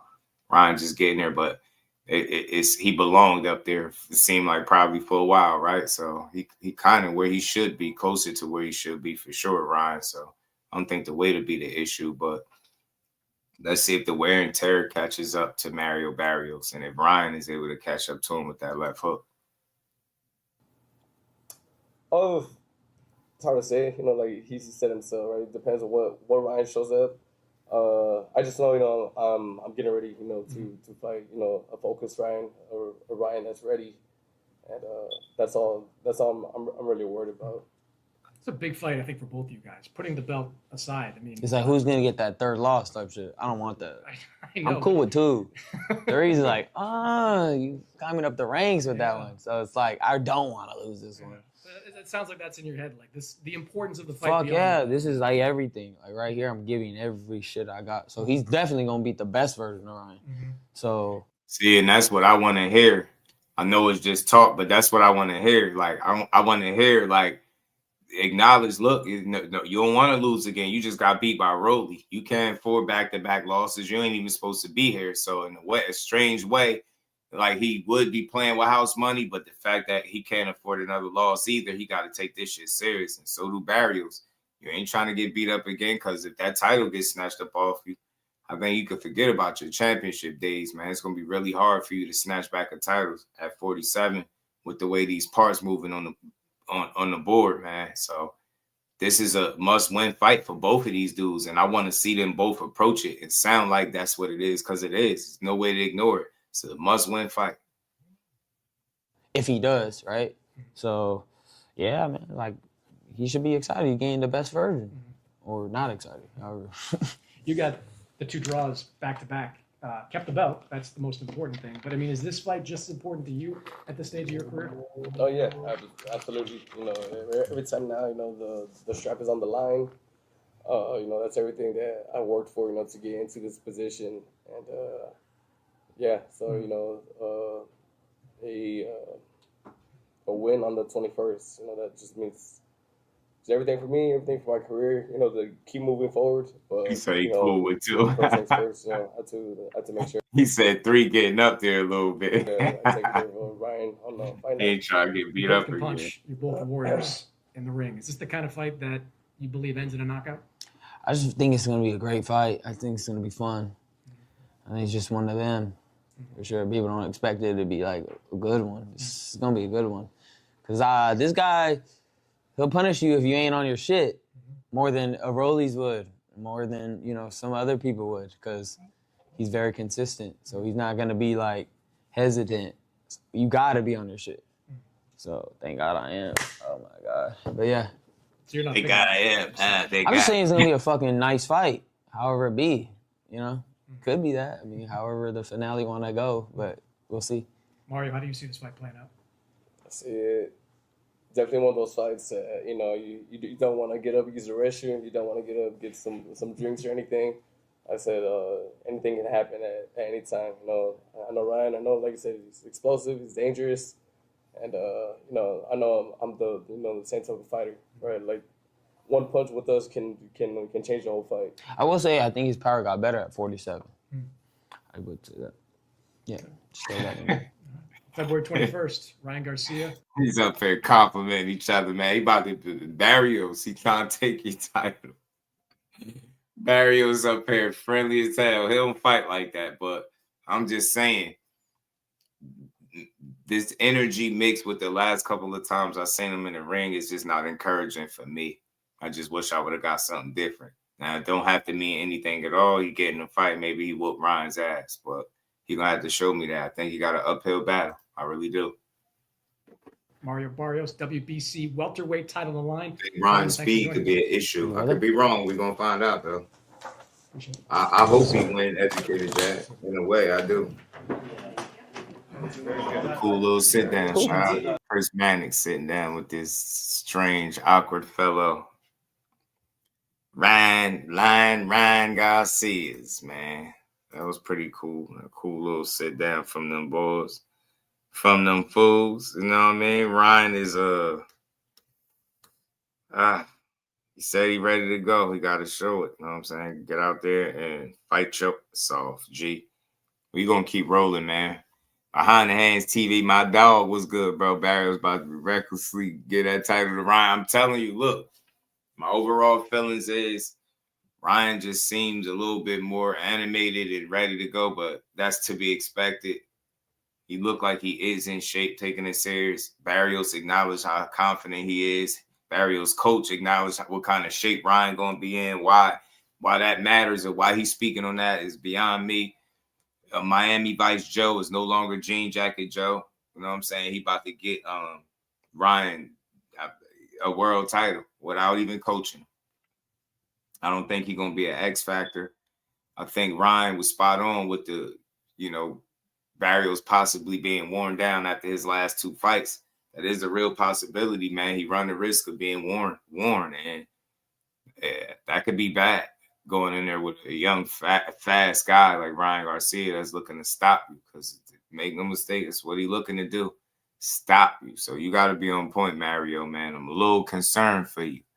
You know what I'm saying? Your energy ain't where I would like it to be, but it's not the end of the world, right? You still got to go out there and fight that fight. And I hope that you're prepared, but I just don't know what he was thinking. I don't think Joe Goosen was the move. I'm standing on that. I just don't feel like that.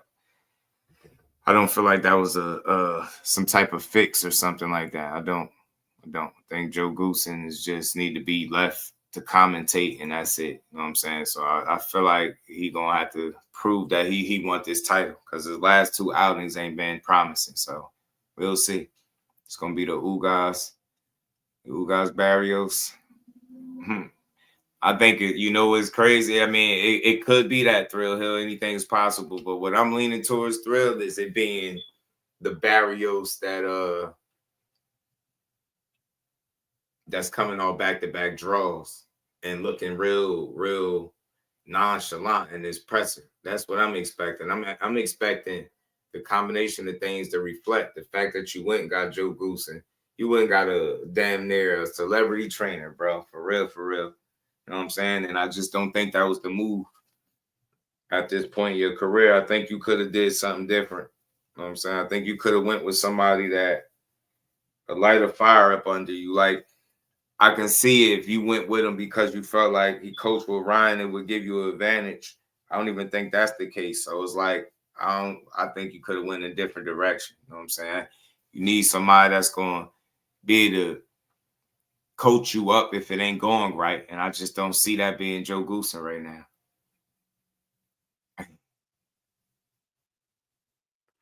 Y'all stupid. TKO stoppage batters don't know when to say when. Ref gonna save him. And look, I don't know if you heard him behind the hands. He said, and you with Joe Goosen, he said, Joe ain't gonna stop it. He said, if you get cut or something, like, Joe ain't gonna stop it. I know, like, he gonna let you go. Like, so that's crazy, yo. Imagine being with a trainer that your opponent could tell you if you get cut, he ain't gonna stop it. He gonna let you fight.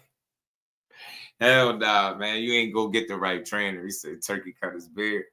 He probably looked funny as hell with it.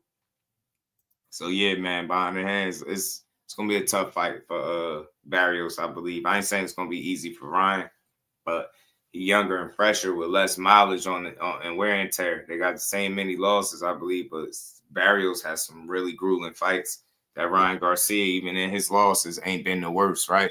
Like Mario Barrios seemingly took more punishment in one of his fights than Ryan did in both his losses, right? So, man,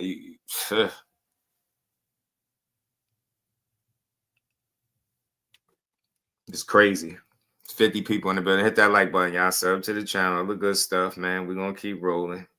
Nah, this better be AI. This does nah. This shit. This better be AI. Oh nah, man. Hell nah. Hold on, yeah. Flag on the play. This shit better be AI, bro. I'm telling you. So the jab would be key this fight. Yeah, Barrios got a really good jab, but like, can he sustain it? That's the thing, because he'll show flashes of that jab, like he'll use it, right? And you'll be like, all right, Barrios looks sharp. That's the thing. He got a tendency to start kind of fast, right? And then he'll fizzle down, go away from it, and then he'll allow you to start picking it up. That's what I fear. Like, he gotta start fast and try to maintain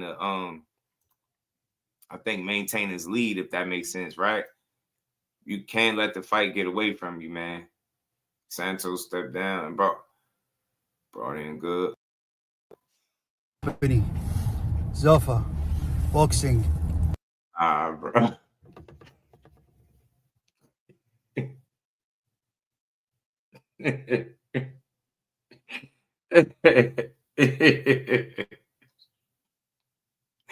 Hell nah, man.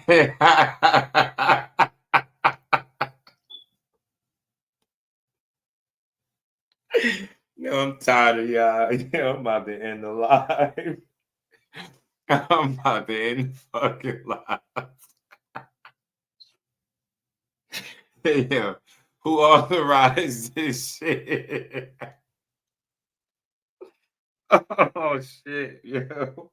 What's wrong with this man? Why would he back out? Why would he back out with the butt naked face, bro? Like, what's this deal talking about Zuffa boxing, bro? I can't get past the beard, bro. I can't get past the naked face, bro. What the hell? This is Turkish Al Sheikh right here, man. Today is the first card for our new company. And he dressed like an American. He dressed like an American. Somebody told Turkey got to get with the program, bro. Oh my God, yo, fire Dana White and TKO. I hope you enjoy it. This is new Turkey revolution for boxing. UPS with that clean get face. Boxing great. About to work for the fire department. Thank you. About to go put out his first fire with that naked ass face, boy. Turkey dressed like an American, bro. He just wanted to tell us about Zuffa boxing real quick. Okay, young man.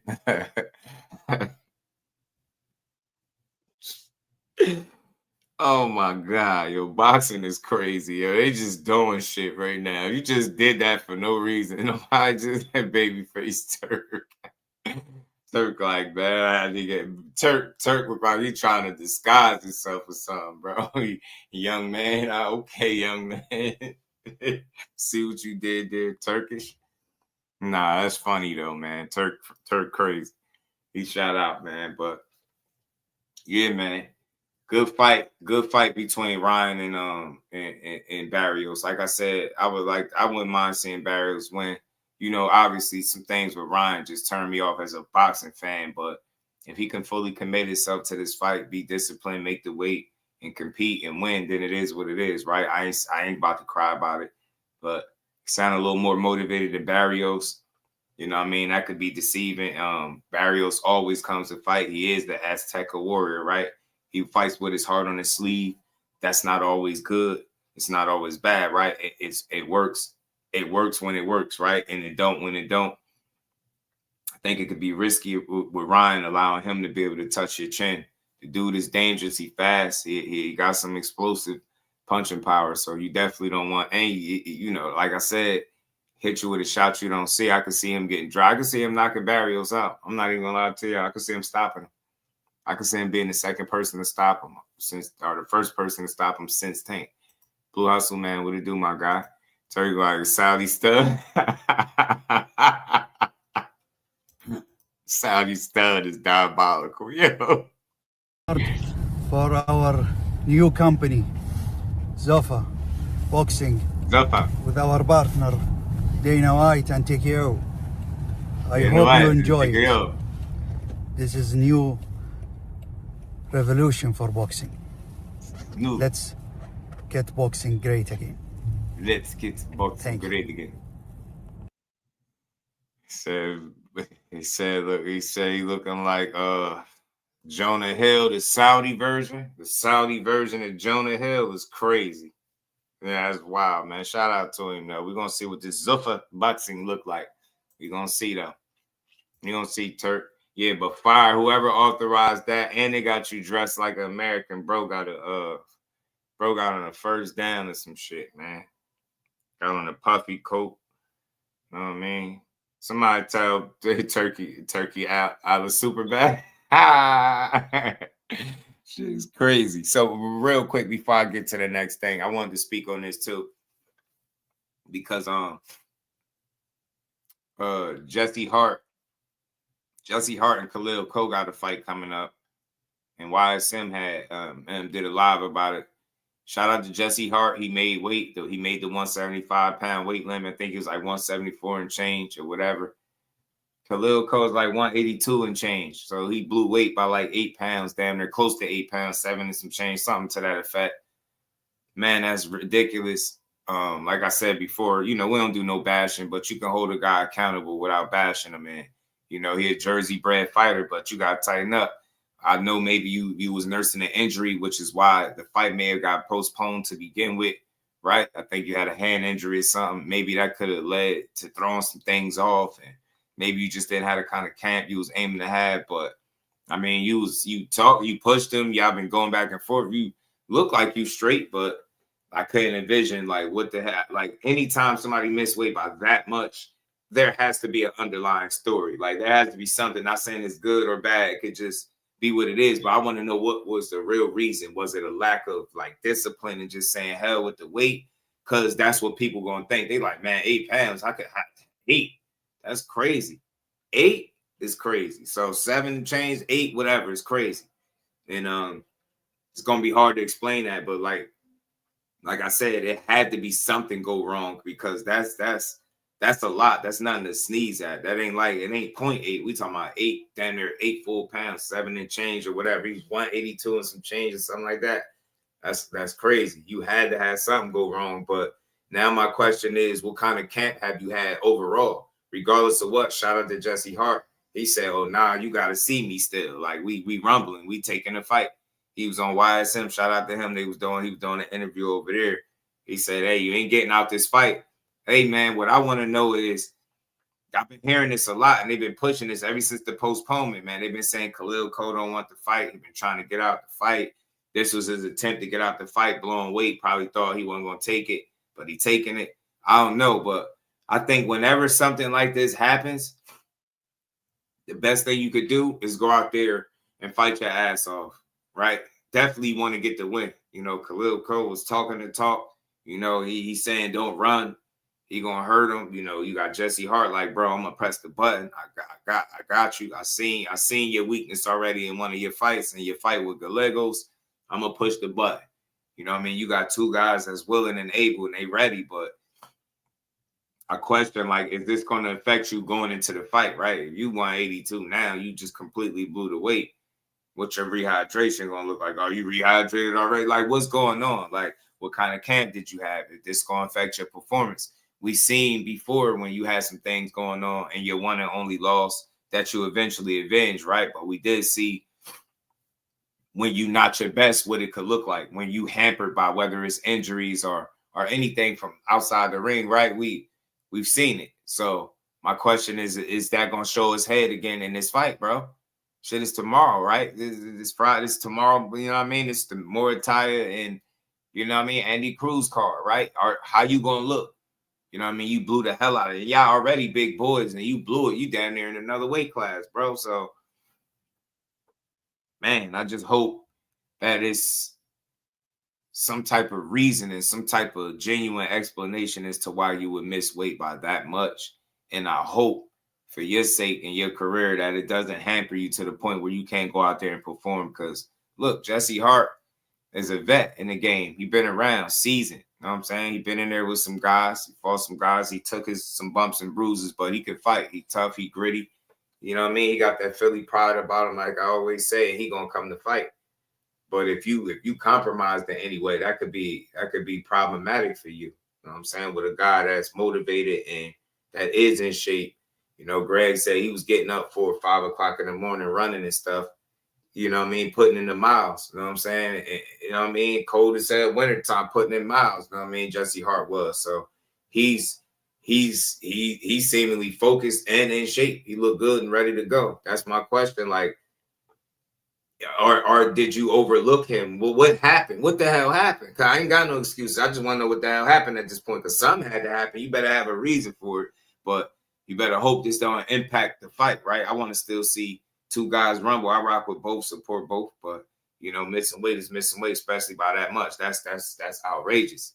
You know what I'm saying? Lucky for you that the fight's still going on. We seen a title fight, right? A title fight.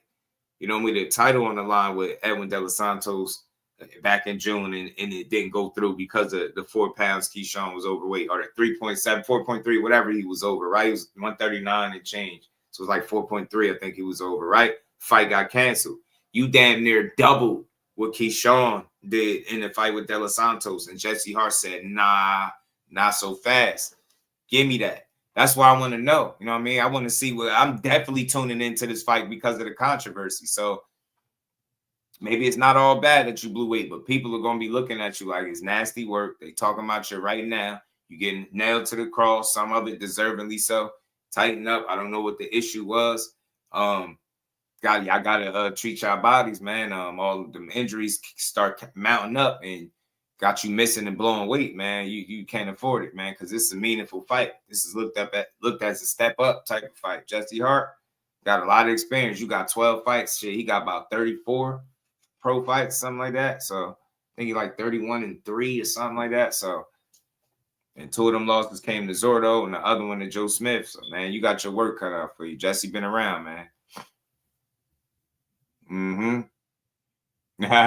Could be, right? Behind the hands, you wonder, right? Because, like, what else could it be, man? Like, your career, yo, you ain't trying to go back to that drawing board, G. You are not trying to see that drawing board again. You are not, especially after selling it, pushing it, man. I like this stuff. Jesse Hart talking that talk. He look, Jesse Hart ready to rumble. Let me see if I might pull something up. Let me see. Jesse Hart ready to rumble, bro. Shout out to the homie YSN, man. We're gonna play a little bit of this. Hold on, man. We're gonna play a little bit.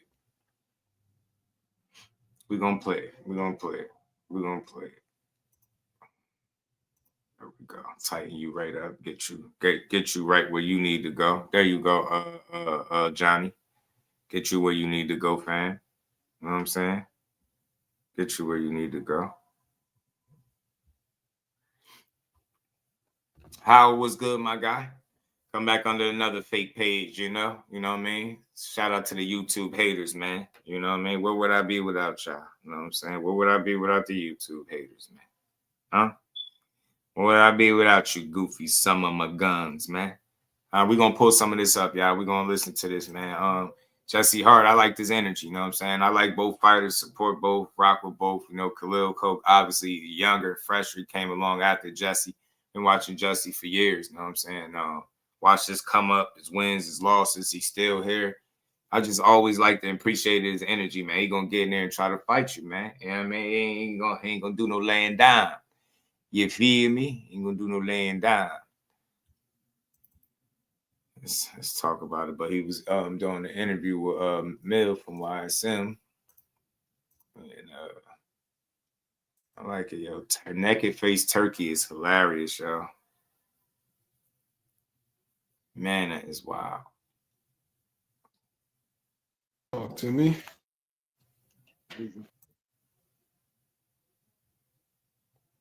Skip up some. Bill, he's not like that. These boys. Hey, look, he already got that energy. I told you, shout out to got come YSM. through with just I was your watching this ass. live when he was over there. Nigga got the. Nah, because he come right on with it. I'm that guy because I'm the devil. The first part of the training camp is over. Jesse Hart on that. Oh, man, my bad. I had to, Let me wait, can y'all hear Jess fine? I turned the volume all the way up. Look, he ready. I turned it up. My volume Hey, up. Tango, can you hear Jesse? Can y'all hear Jesse fine? All good? All right, wait. I'm gonna go get my headphones, Jess. Give me 1 second. All right. Talk to the people while I go, man. What's up, y'all? I'm out Vegas. That's the first part of the training camp is over. We made weight, and this boy's acting crazy out here. People kept saying all this bullshit. Damn, he was Lil, popping what you it and all doing, this. Cole? I know it's in a fight of heart. I can smell fear. I'm that guy because I'm the devil, for real, for real. I believe in God, but about this boxing shit, I am on everybody's ass real hard. Pause. Nope, He no, you ducking ain't gotta say tacos. pause. This We know man what you came mean. in You 8 coming for pounds heads. over the contracted weight. And he's still talking about, yeah.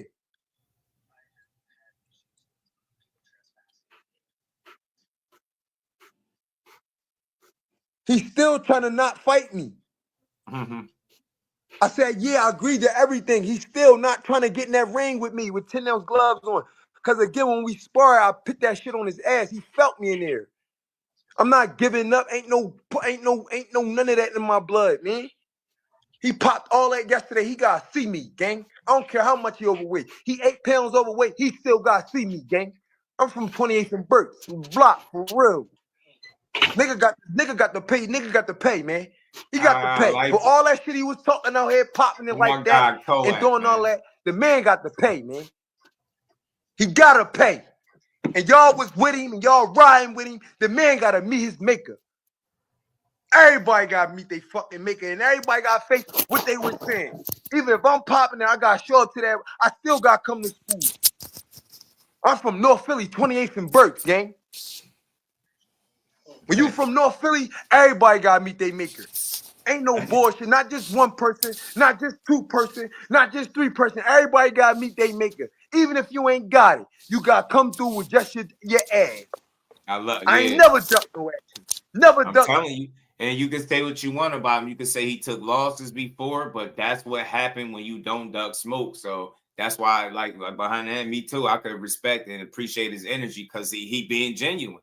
You gonna have to beat him up, and you know, Khalil Cole's my guy. Is one of the Jersey guys, man. He got to prove it after this 8 pounds. All eyes is gonna be on you. They like, bro, 7, 8 pounds is wild. What happened, youngin?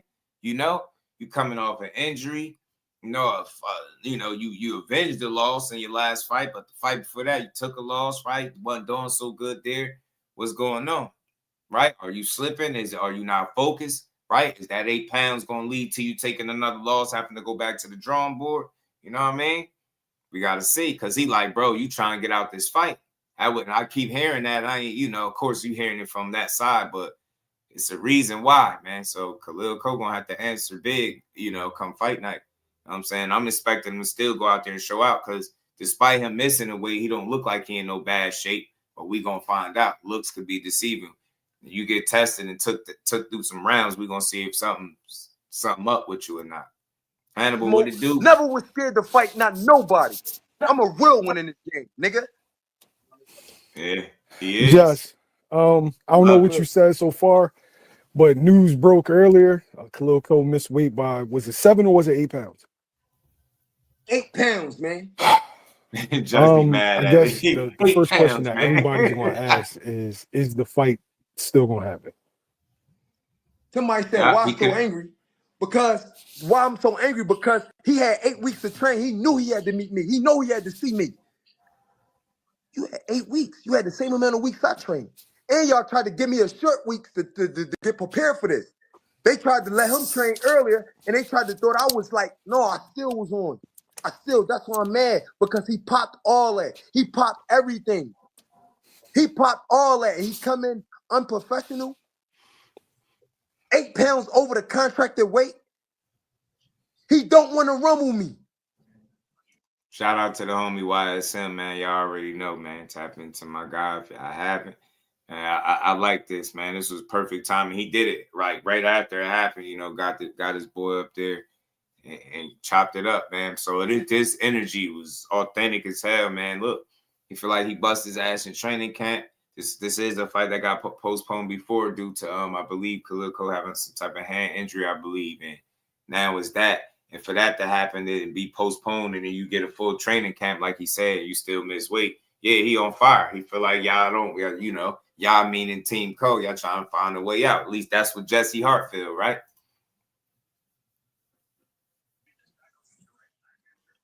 Go ahead, Mill. What's your question again? I'm sorry, Mill. First, the question. Well, we'll get to if the fight's going to happen. First time you were supposed to fight on the Duran in this Usman Lima undercard co-main event again. He gets a hand injury. Then y'all revisit the fight, and then now he comes in 8 pounds overweight. What's going through your mind, like at the official weigh-in? He don't want to fight. He's scared to death. Now this shit is getting ready to come down. Yeah, When the Jesse got shit the really pop, hit the sure. fan, holy, he's serious. Y'all ain't see his eyes Haven't at the seen press nothing conference from Cole. yesterday when we was popping it in each other's face? How he turned this way, he talking to somebody, and I'm in his face like it's over, nigga. It's over. Your told shit is over. It's coming to an end right now. You done. You ain't see my energy. You ain't feel that, nigga. Through the camera, through the lens. Them niggas ain't feel that. If the face-off, like both of the face-offs had the boxing world buzzing. Like Yeah. for And I was people, dead serious. He was bluffing. There's a difference when you got a real one in your face and you bluffing. You really ain't gonna bust. I'm gonna throw this shit. And if a nigga dare me to jump off the building, I'm gonna do that too. He's a bluffer, Mill. He's not like that. These boys bluffing. The real was always hearing me. I ain't never ducked no action. They said Gilberto Ramirez. I Yeah, fought him the well, first what it time. do? He broke my rib, had me pissing blood. I said, let's run it back. What type of man gonna face that? Don't What want type to of rumble individual me. is gonna say, yo, I was pissing blood. He fractured my rib, and I still want that action because he can't beat me. I'm in a hospital bed talking to Brad Goodman in where we was in Arizona the first time we fought. I said, yo, I need it back. I'm pissing blood. I want that. I need that That's back. crazy. However many fights That's it take me crazy. to get that rematch, I need it back. I'm a real live dog, a junkyard one. They kept this dog out in the cold. And I come here and you doing all this pump faking for these cameras, and you doing all this for Instagram, and you popping it like you that, and you come in 8 pounds I'm gonna play it because they did the face off, and I believe Cole had pushed Jesse Hart, so that's what Jesse Hart speaking to too. That is his energy, he amped up. This gonna lead to a good fight. Cole still with the 8 pounds, still look like shouldn't wait. hamper him, but Y'all we gotta gonna find understand out. my frustrations, and he still gotta see me. They tried to call a fight off. The Las Vegas commissioner. I came in a pound under the contracted weight. I'm in shape. I'm ready. wait, so the fight is still going on. Still going on. Jesse, you fighting this dude, and he came in. Cause I'm a dog, nigga. I want my wreck. Oh, you gotta see me. I'm locking the door, Mill. I'm not letting him get out that door. I'm locking it, pussy. No, you locked in the ground with me. I don't give a fuck about no weight or none of that. This moral. This is where the 28th and Burks come in me at. You popped all that shit, pussy. I'm locking the door. You're not going nowhere. You locked in the cell with me right now, nigga. Yes, Khalil is a very good fighter. Yeah, he don't right? give a damn, bro. He So want you're, to fight. He a coward. If he wait, ain't got all the skill, he a coward. I Don't know, mean but nothing. what I'm saying is it's not like for anybody watching, it's not like Khalil is a turkey. Khalil can punch. Khalil has boxing skill. You are What it willing to mean? step. What it mean You, if a nigga don't got no heart though, Mill? It I don't mean feel you. nothing. No, when I'm trying to give people context. You are willing to go in the ring on an 8-pound deficit to face Khalil Coe. Cause I want that wreck. He gotta see me. Mm-hmm. He gotta duck. He not ducking this. You talked all that shit. You got me Jamaica. It'll be smart for him to do it, Al Booger. Yeah, he definitely living on the edge. I love this energy. I love it. Dante, what's good, Brody? I love it, man. Show us something, man. Come fight night, man. He say he ready to go. You know what I'm He saying? gotta meet me in the ring, and I'm Show what's on good with ass. it. I ain't joking and I ain't playing. He gotta see me. He ducked all that shit yesterday. He got my daughter mad. My daughter called me crying, Dad, why he push you? This, that, and the third on stage, bro. I'm on his ass, bro. No, Not gonna yeah. play with me like that. Play He with my fucking motivated. daughter like, excuse I my love language, man. this. Play with my kid like that. Have my kid riled up because of a push and all that. I'm not playing with this nigga, man. This nigga Yeah. gotta see me, man. I'm gonna do something heinous to this nigga, man. He going in the vocabulary. He said, I'm gonna do something Jesse, you've been in heinous here with the to him. best. Roberto Ramirez, Dead fucking ass, bro. huge dude, Let's man. He's get fighting it, at cruiserweight, and he looks big at Lil cruiserweight. Cole, man. Joe Smith, Sullivan Barrera, all dangerous guys. All guys that are punchers, all guys who are skillful. Right. Mindset-wise, how do you prepare yourself to go in there with? I know you're dangerous too, but how you know you got guys that duck, you got guys that look for softer touches. Yeah. Why are you this way? Cause I'm a gladiator. Like this man just tagged Tago. He said, this is a gladiator. I'm a fucking warrior.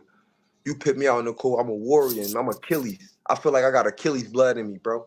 I feel like that. I got alligator blood in me, bro. When I was a kid, my pop said, man, it's not the size of a man, it's the heart in the man.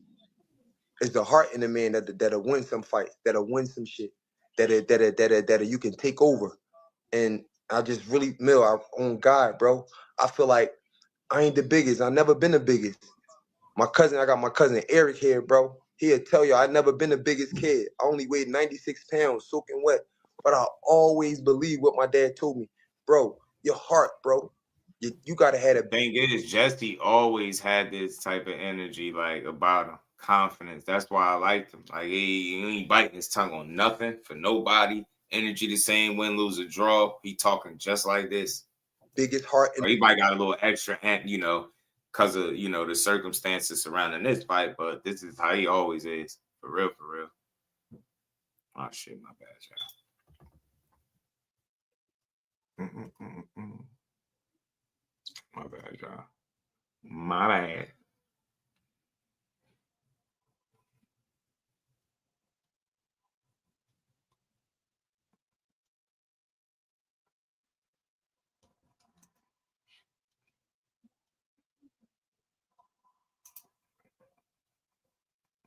Just because you like don't mean nothing.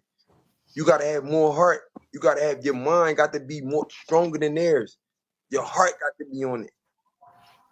Like, and I believe my dad. He said everybody Pop said that, but I just believe my alligator Pop blood, right? From a kid, like, damn, Dad, you think I can do that? And ever since then, my dad told me that I jump off a building if they dare me to. I always believed that, like, you know what I'm saying? Like, in my heart, whatever y'all scared to do, I ain't scared to do nothing. That's why all these cuts come from my head, right here.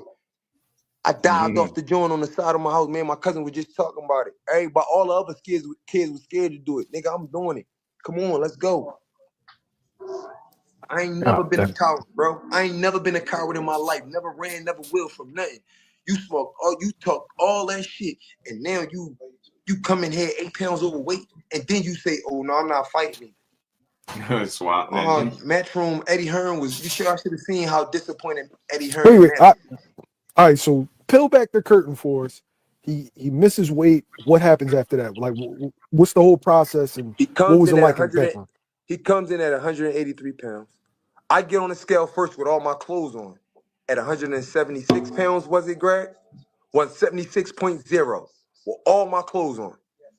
I make the I just made it because I overpound. Then I get on the scale with my clothes off because you got to mind you, it was a title on the line for the WBC. Oh So shit, I didn't even know that. Yeah, that Lord US NBC title he had, the regional belt. The WBC was like, only Jesse can fight for it if he on weight. I get on the scale to meet his requirements so I can still fight him at over the 175-pound weight limit. Then I take all my clothes off. I take all my clothes off. I'm 174.5 or 6 or something. I'm a pound under the contractor, the original contractor weight. So the WBC, like, you can still sign. So I see Eddie face. How you feeling? Eddie like, this is disgusting. Like, he said something, yeah, right by some foreign, you know, they over there, they talk real like, this is absurd. This is ridiculous, mate. Like, he said something like that. So I'm like, man, why he talking like that? Like, looking at Khalil. And Khalil looking, but he not saying nothing to me. He not trying to even look in my eyes. But I start screaming. He still got to see me in there. I don't care about no weight. He got to speak them words. He got to back that shit up. My daughter called me last night. Talking about, Dad, I ain't like that push. I don't like when nobody touch you, Dad. You gotta do this. Yeah, rubbish. And he was saying rubbish and stuff like that. This is rubbish, mate. So it was like, you know what I'm saying? It was just really, really bad on 8 Khalil pounds Cole's part. bogus. And he got the Damn, Cole, what happened? He came in 8 pounds overweight, and then we negotiated about a purse. But it's mainly not about the money to me. It's mainly about the words, man. How he was doing yesterday, how he was acting. He pushing on me and he trying to move me out the way. And I'm like, I know he's a coward. In my heart, I've seen his type before. They big bitches, man. They like Debo's. Debo still had heart though. Niggas still pulled the ratchet on him. He was still like, nigga, what you gonna do with that? Make me mad? If you pull a ratchet on him, he'll leave. But he not even a D. He just a big, scary, bitch ass nigga, and I don't like that shit. Damn. I know these niggas was pussy from Jersey. He got all these Jersey people here. Yeah. And they screaming in the crowd, Jersey. And I'm from North Philly, and I'm like, what y'all known for? What Jersey ever was, what y'all ever do? What you ever do to Philadelphia? What they ever do, man? What we know them niggas for? Nothing. Who? I have to remain impartial while conducting the interview. What we know Jersey for, Mel? Can I ask you a question? That's my question for you. Can you just please? What is Jersey known for? For wreck? For violence? For any? What is they known for? And you got it. What do I know Jersey for? What do you know They Jersey both for? got to win after this. I know Jersey for the shore. I know Jersey for farms. Atlantic City. Now it's definitely some real spots in Jersey, Patterson, Newark, and all that. But overall, Jersey is not known. Do we talk about Jersey and Philadelphia like Jersey is doing? No. Do we do that? No. No, we don't. No, we don't in Philadelphia. I'm gonna tell you this. They talk about everybody from Philadelphia, and he was saying, I be over Philly a lot because we popping, nigga. Because that's where the real shit at. He said, because I be in Philly more. You don't be in Philly more than me. You just be in Philly for boxing, but you Jersey got talent, you partake in us because we like that and we thorough. He just on his mind. I like I love from Jersey, but y'all cool. Let's see what Khalil Cole do. What's up, from Neil? Jersey. What we talking about? On, nice. Yo, I don't half my family. Like people don't know. Like I got a big portion of my family from Kansas. Known for being dirty. Now it's like I said, there's spots in Jersey. You know, niggas out Newark. Niggas out Patterson, niggas out Canyon. They get into it. But as far as Philadelphia, crazy. Hart. Know what I'm saying? Hey, Khalil, as Hart calling him Khalil. Nah, he got to stand on business though, missing weight by that much. So, but let's see. But Khalil Cole is skillful, man. It ain't gonna be an easy fight if he's in any kind of shape. You know what I mean? Yeah, I like Troy Nash. Shout out to Shelton. What's good with it? Shout out to Troy Nash. Yeah, Philadelphia doesn't really worry about niggas from Jersey, right? I thank you. That's what I said yesterday. I was like, man. But in that same respect, nobody from Jersey worried about people. Like I think I can speak for Jersey. As a matter of fact, I know I can. Jersey don't give a where you from. We don't care. And we don't even got to single out nobody. We don't care. I'm pretty sure you ask Khalil Cole, he's gonna say the same shit. telling you, Core got the same type of energy. Jersey, we don't care where you from. the fade, you could get the fade. Don't matter where you from. That shit don't matter. When you can fight, you can fight, and when you can't, you can't. Good for Jesse Hart. I said, yo, Jersey. Let's see. I said, Jesse Hart gonna get you can stopped. see me on the mic. This would be the first time, Shelton, if he gets stopped. Coleman I said Jersey. I said he from 8 I said pounds, he from man. Jersey. People like Jersey. What do you say about Jersey? Bro, y'all not known for nothing. Everything y'all do is corny to us. In Philly, y'all rappers corny. Y'all battle rappers corny. Nah, that's cap. That's cap. See, man, why we can't just make it boxing though? Because now you got to come for the whole Jersey. The battle rappers corny is fucking cap, bro. Bad. That's cap bad, bro. That's cap, man. Dude, you gonna be mad at Kobe? Mad at Kobe? You gotta be mad at the whole Come to our Jersey. city to Hey, really see damn. what's really going on. Y'all can't dress. Hey, y'all just corny. This nigga had on a jeans set with a belt with his girl. Them niggas is corny. And he got a belt. Like you supposed to know where the sauce at. Nigga. Yo, Shay, that's my baby. Leave Shay out of this. No. I'm not saying nothing about her, but she was popping it too. I ain't saying nothing about her. She cool, but I'm saying I seen a picture. This nigga can't even dress. He talking about Jersey. You can't even. What is you doing? You got on this little chain piece on your neck. Talking about on his joint. He fidgeting with his hands. When a nigga fidgeting like on a 50 Cent joint. And at the press conference, I don't trust him. He's scared. He's scared. What you keep moving for? If you see me at the press conference, I was talking. I was like, yeah, he all right. Yeah, he got his lick back against a 140-pounder. But Mill, I need you to be honest, Mill. I need you to be honest for the people that's on here. Did I not tell you he was scared? Khalil, I would be shocked, surprised, appalled if Khalil Cole got in the ring tomorrow night and was scared. Now I get it, he have his reasons for it, right? He said maybe he was fidgety, he missed weight, he was trying to get out of the fight, he really don't want it. All that stuff sound cool, but when that man get in the ring, he gonna fight. This is gonna be a good fight, and I love the energy from Jesse Hart, even though he just came for the whole Jersey. Khalil Cole gonna have something to say about that, in the ring. You know what I mean? You know what I mean? They mad with Virginia for a minute too, but they love you, homie. Yeah. The Jessica Peace Queen, how you feel? Yeah, Cole and Demon Time, he coming for the whole Jersey. Khalil Cole gonna get in there and do his thing though. You know what I mean? He gonna get in there and do his thing. I love his energy, but Cole gonna fight for sure. In the gym. He gonna hold it down. Just a yes or no question. Yes. I need you to answer. Did I tell you that, Mill? Yes. You said I don't really got him down for not fighting, Hart.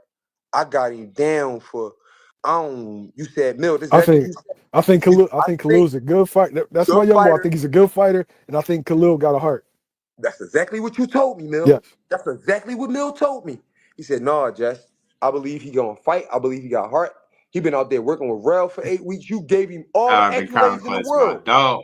I get out here, and he 8 pounds overweight. And he knew I was coming. He knew he had to meet his maker. He knocked on the devil's door. He knocked on the devil's door. Not once, but twice. And then he said he not fighting. And then I said, because the money they was trying to give me was like too much out of his purse. I was like, I don't care about the weight. I want to run with him. He's like, I ain't fighting. See, this is what y'all don't know. He said, I'm not fighting.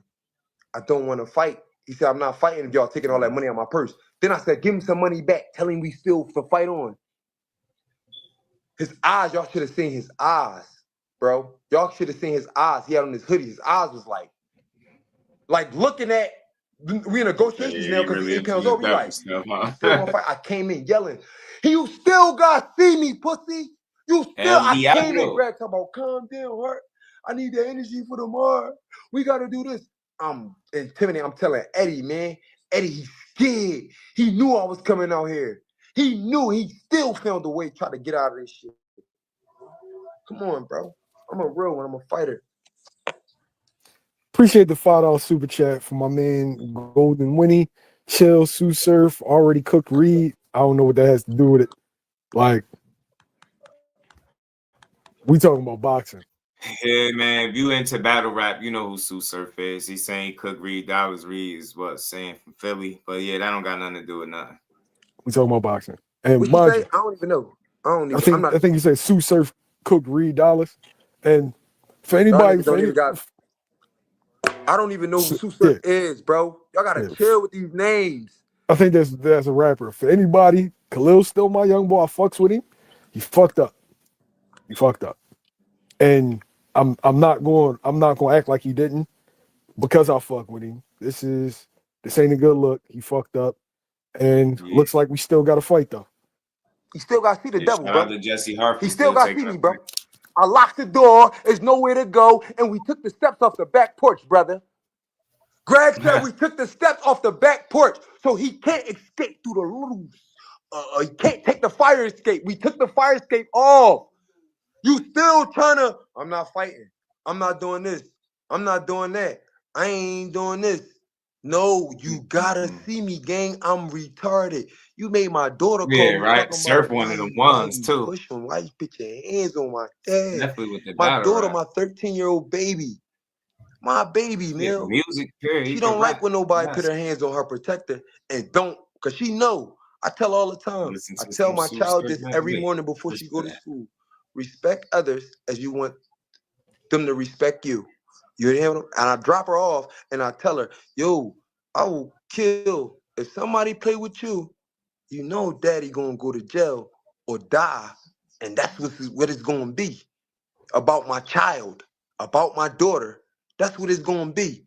So you got my daughter frightened a little bit with this pushing and all this talking, how you talking to me. Got to see me now. Nigga, this is not even about us. This about nigga, you made my daughter call me. We got a ticket. We on some other shit. Hey, Just GH said tag him in. GH. How you pick him in? Is he in the room? Yeah, he in the room. Okay. Let him jump on. GHB. Let him tell y'all what's going on.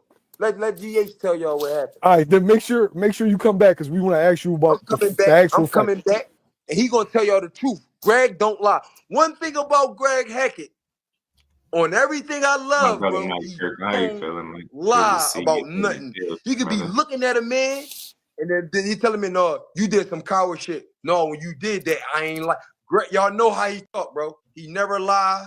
He'll tell a person to their face. Greg is that.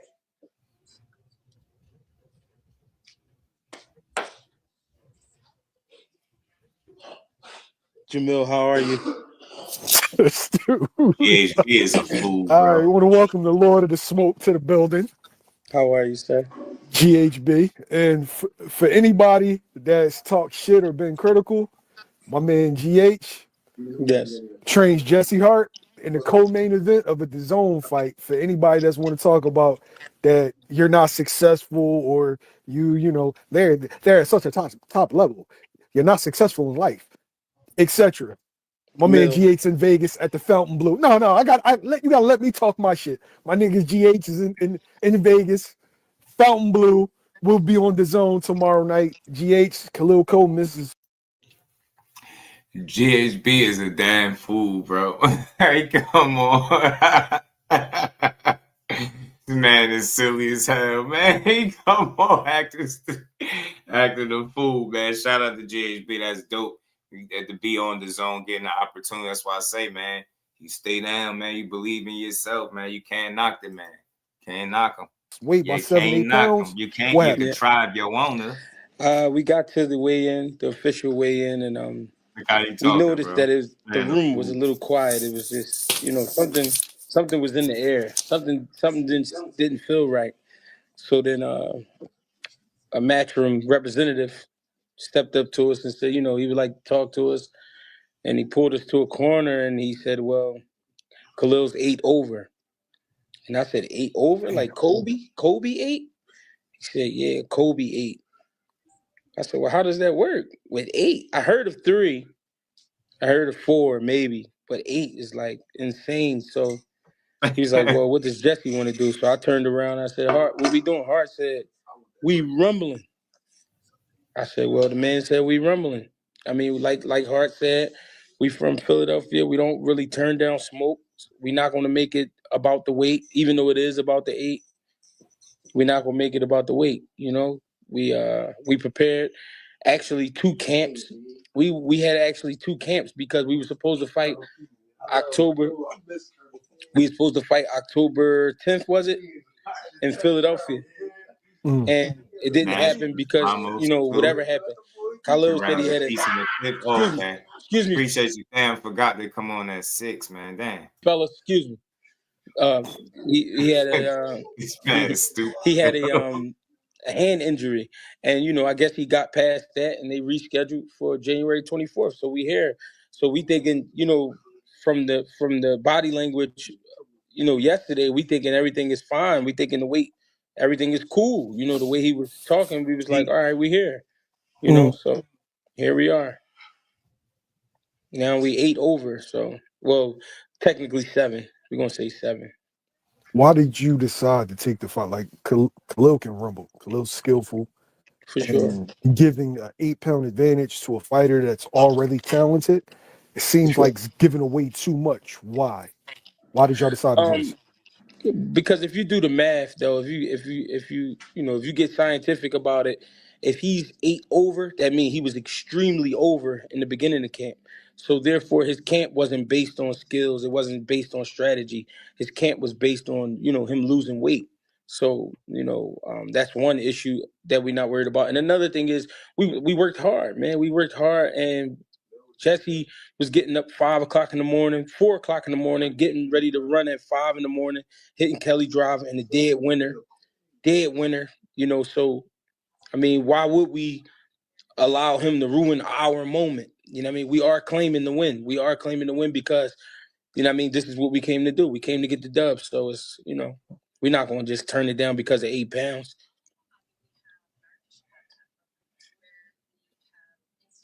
Right, man. So I respect it again, man, because we seen Keyshawn, miss weight by half of that, and that shit still got stopped. And it wasn't the fighter, it was the team of the fighter, but still in all, they didn't accept the fight. But in this case, man, it was all systems go. Jesse Hart was like, nah, you still gotta see me. And he claims that Khalil Cole really don't want to fight. He said he wasn't fighting this and that. So we're gonna see, man. But I doubt if he get in there and curl out. That'd be disappointing if he did, but gotta be some type of reason why you would blow weight by that much. You know what I'm saying? Yeah, Jesse on it. He is, man. He hyped. I feel him, man. I ain't mad at him. Talk your shit. Are you surprised that the State Athletic Commission went ahead with this? Because normally there's like a certain threshold where they'll shut it down. Or is this because it's such a big fight that the fight has to go on? I'm not surprised because when you look at the card, this is the fight. No disrespect to Andy Cruz, no disrespect to Muratalla, no disrespect to Amari Jones, no disrespect to Zaquin Moses, no disrespect to Madrimov, but this is the fight of the card. This is the most intriguing fight. This is the most action-packed fight. And they are the big fellas on the card. So, why would you want to pull the big fellas off of the card? 8 pounds. And like they always do, they always make adjustments. And some adjustments was made. Some negotiation was had, and here we are. Fighting, so. Now, is this a situation where now the promotion kind of has to bend a lot with Jesse? Because, he's doing them a favor initially. That based off the rules of boxing that I know, once you step on the scale, you are entitled to your full fight purse. Is that correct? From what we're understanding, that is correct, but in different cases, meaning different sanctioning bodies. I mean, not State Athletic Commissions. State Athletic. I'm sorry about that. Yeah, my mind's all over the place right now. I really I don't know. We went through a lot, but yeah, we finding out that is true in certain spots. But we at the same time we just was looking to fight. Hart, believe it or not, this is not the first time we went through this. Even though this is only our fourth fight together, right? We actually went through this about 2 fights ago. Hart fought a guy that came in at like around 192 or something like that. So end up stopping the guy. So, we here. Does this change your approach as the trainer? Does it change the game plan a little bit? Like, are you thinking about the fight differently? No, because one thing we know about Khalil Cole, even though even though he did come in overweight, he does blow up. So we was prepared for him to blow up anyway. We wasn't really worried about that part. It's just the fact that he's a little bit more blown up before the fight. So he's going to be even bigger fight night. So actually that gives us more of an advantage, if you ask me. Salute to my man Fighting Words with Bang. Subscribe to the channel. As soon as this fight is, as soon as the fight's over, they're gonna have the smoke show and Sunday dinner where they want to recap the Zuffa card. Unless Bang, you doing the Zuffa card too, or you doing the Zuffa card tonight? Either or, tune in to Sunday dinner. Well, look, man, this was a good conversation, man. You got to hear from GHB that's training Jesse Hart. You got to hear from Jesse Hart that lets you know, look, no amount of weight was going to stop him from taking this fight. And we're going to see if Khalil Cole's compromised, if he had a fat camp, if he wasn't able to work on skills and strategy, game plans, and things like that, right? You know what I mean? Jesse Hart is the kind of guy that will prove that if that is the case. So we're gonna see, man. Just though, you never know, man. You never know. But he blew weight. Good thing for them. We still got to fight. You know what I mean? Gotta give Jesse Hart a lot of credit for taking that fight and with no hesitation. Like, he on it. And it was supposed to be like a push between them two. Let me pull this up real quick.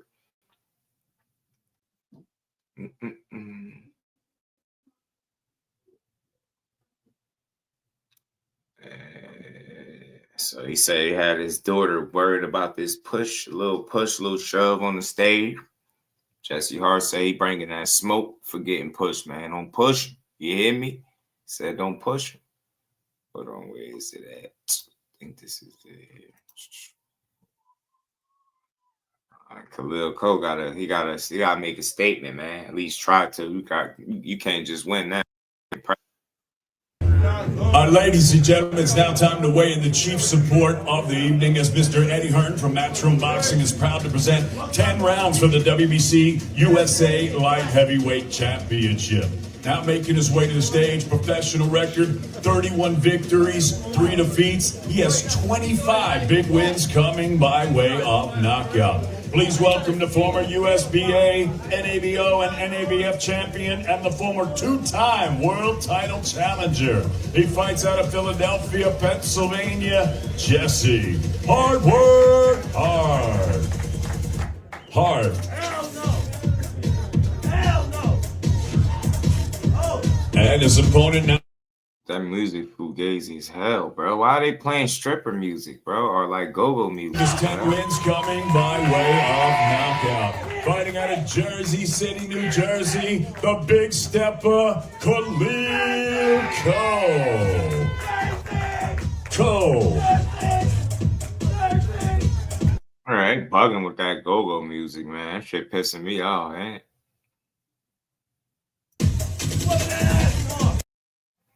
Bogus ass dudes. Why would they ever have that? 174.6.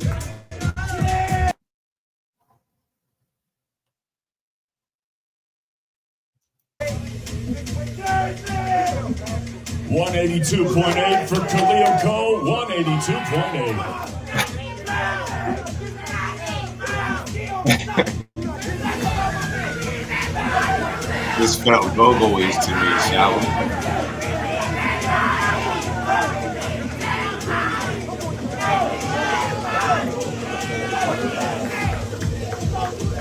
Okay, that what it was. That was the push that the baby girl was talking about. The push. This man blew weight by that much. That was crazy.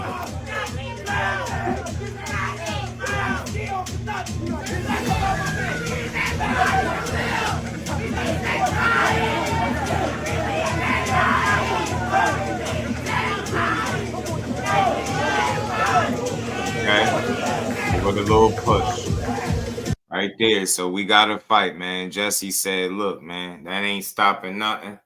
Nah, he don't even look embarrassed. Hell no. So we gonna see, man. That's just not a good sign though, missing weight by that much. But you know, as far as his physique, he don't look out of shape. But again, looks can be deceiving. You don't know what kind of road work he did.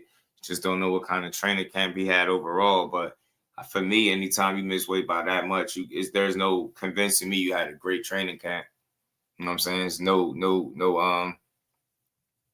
it's like he already knew it or something. And I wonder, is it any truth to the things that Jesse Hart was saying? But we're gonna find out in the fight if he really didn't want to fight.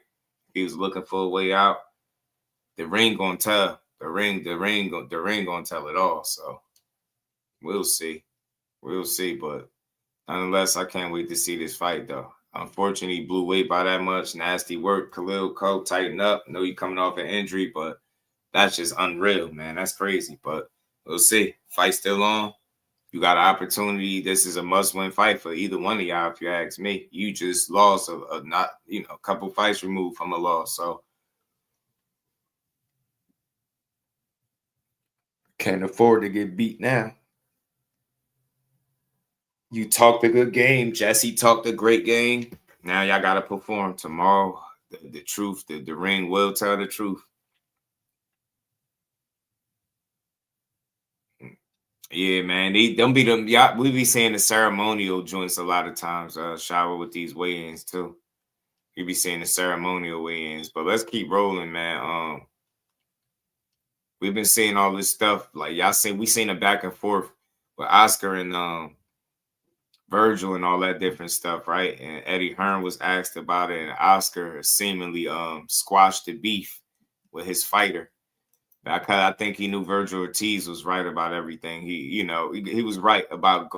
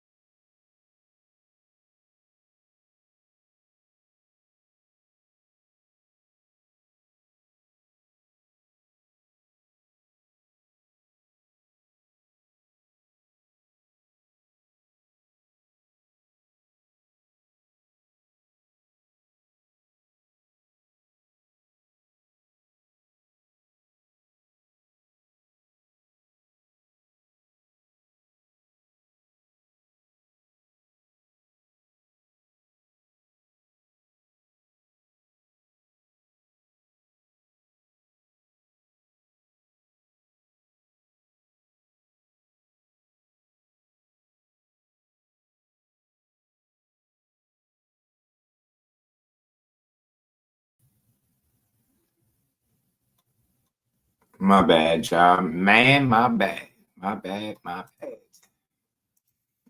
But we gonna finish out. We gonna close out, man. So my bad, y'all. I don't know why my power had went out. That's the second time in like a week or two that happened, and I don't like it. But we ain't about to cry. We about to keep it pushing.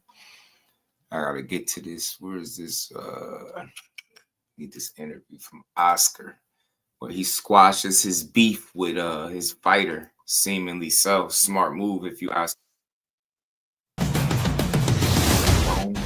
No, it's Shout out to y'all that rocked out and stayed here while I was getting that fixed. I appreciate y'all. We still got 40 people in the building. Hit the like button, sub to the channel. We're gonna keep rocking. We're gonna see what Oscar had to say, and I'm gonna play a little short video from Eddie Hearn as well. I hope I haven't listened to this, so I hope he's saying some things that we want to hear. Because we all know what we need. You know what fight we need to see. Look, being up there is you get like a Hawkeye's view, you know, of behind the scenes of, you know, what everybody's looking at and thinking, and you know, you feel the energy, and so it feels pretty good. I really do think this fight is going to be a very entertaining fight. The welterweight division is an open division right now, and it's there for the taking. And I think that, you know, just the fact that Barrios went the distance and had a draw with the great Manny Pacquiao, you know, he speaks volumes, you know, about Barrios. But then you have... I mean, nah. If this was Manny Pacquiao that was younger, fresher, more dangerous, more vibrant, you know, closer to his heyday, then yeah, going the distance, that would have said something about Barrios. But Barrios going the distance with the older version of Manny, the even older version that, you know, Ugas beat up and had him getting fed by his wife, you know what I mean? Nah, that's the guy. You beat the older version of that guy, and you didn't beat him. You went to distance and had a draw with that guy, and a lot of people thought he beat you. So, nah, man, that doesn't say a lot about Barrios. He's supposed to be a young, fresh champion. You know, I get it. It's the legend in Manny Pacquiao, but him just being that far removed from his prime and, you know, closer to 50 than he is 40. Nah, that's not saying much about Mario. I mean, to a degree, you hung in there with the great Manny Pacquiao, but if that version of Pacquiao gave you fits, these younger fighters are going to also, I think it's reasonable to believe they're going to give you tough time too, but we'll see. Ryan, who I see him very focused. I see him determined and ready, and, you know, I hear he's looking great. He really wants this, so I think we're going to see a hell of a fight. Maybe there's going to be knockdowns with either guy, but this is really a fight of who really wants it more. You have to dig deep down inside to really want this fight and win.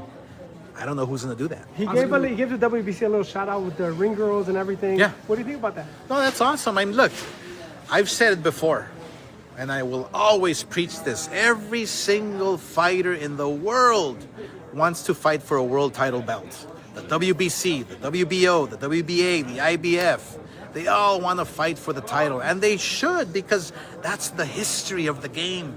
That's the game we love because of the belts, being called world champion, the history 100 years back. I mean, I want to be mentioned with Jake LaMotta. I want to be mentioned with Sugar Ray Robinson. All these fighters want to be mentioned with their heroes. And this is what it's all about. So Ryan doing that, you know, it's respect for the WBC. What do you make of the him switching trainers and the whole little trainer scuffle between them? Yeah, look, one thing about Ryan is that he's very emotional, so he's got to stay in his lane. He's got to stay focused. I mean, this is obviously a tactic in Barrios' camp. You know, they want to distract him. They want to use these, you know, these psychological warfares and mind games and this and that. So Ryan has to just stay focused. Be determined, stay focused, stay in your lane. Once that bell rings, just be you. How did you see Mario in that fight with Manny? And given that performance, how do you think he'll look this time around with Ryan? I think Barrios respected Manny a little too much, because Barrios, obviously, he had the chance to possibly take him out or beat him. with no problem. I think he had too much respect for Pacquiao, and I don't blame him because look, one thing about Pacquiao's like a sleeper. You think that you're gonna go in there and take him out easy because he's small, you know. Yeah, he has those big calves and he moves around a lot, but because he's small, you think, oh, this guy's gonna be easy. So psychologically, you're already like kind of betraying yourself, overlooking him. You're overlooking him. So I think he did good considering, you know, the circumstances, but he could have done better. But I'll tell you one thing. Because of that experience, because fighting with Pacquiao, being in there with a legend, Barrios, we're going to see a Barrios, a new Barrios. We're going to see a Barrios that we've never seen before because of that experience he had with Pacquiao. Oscar, you went through the same with Ryan Garcia as you're doing. They always saying that. That's one thing I hate, man. Don't tell us that we about to see this new reinvented Mario Barrios. It's going to be the best version that we ever saw. We know damn well we're not about to see that. We didn't see that shit for the last 2 fights. I don't believe we about to see it for this one. I mean, good way to sell the fight or, you know, talk up the fight. But, I mean, you know, days are numbered, man. In boxing, man, you don't start dialing back the clock. Only a select few are able to, you know, seemingly dial it back and make it, you know, kind of go opposite, right? Dial back the clock and look like a younger version, fresh version themselves. But oftentimes, man, the writing be on the wall. And I think, so I said, I think the back-to-back draws was very telling, man. Him having back-to-back draws, grueling fights, a knockout loss on his record, that was a grueling fight. The draws and just getting your face beat up and broken up. Like, now you're getting in there with a guy and Brian Garcia that's got a really good opportunity to beat you.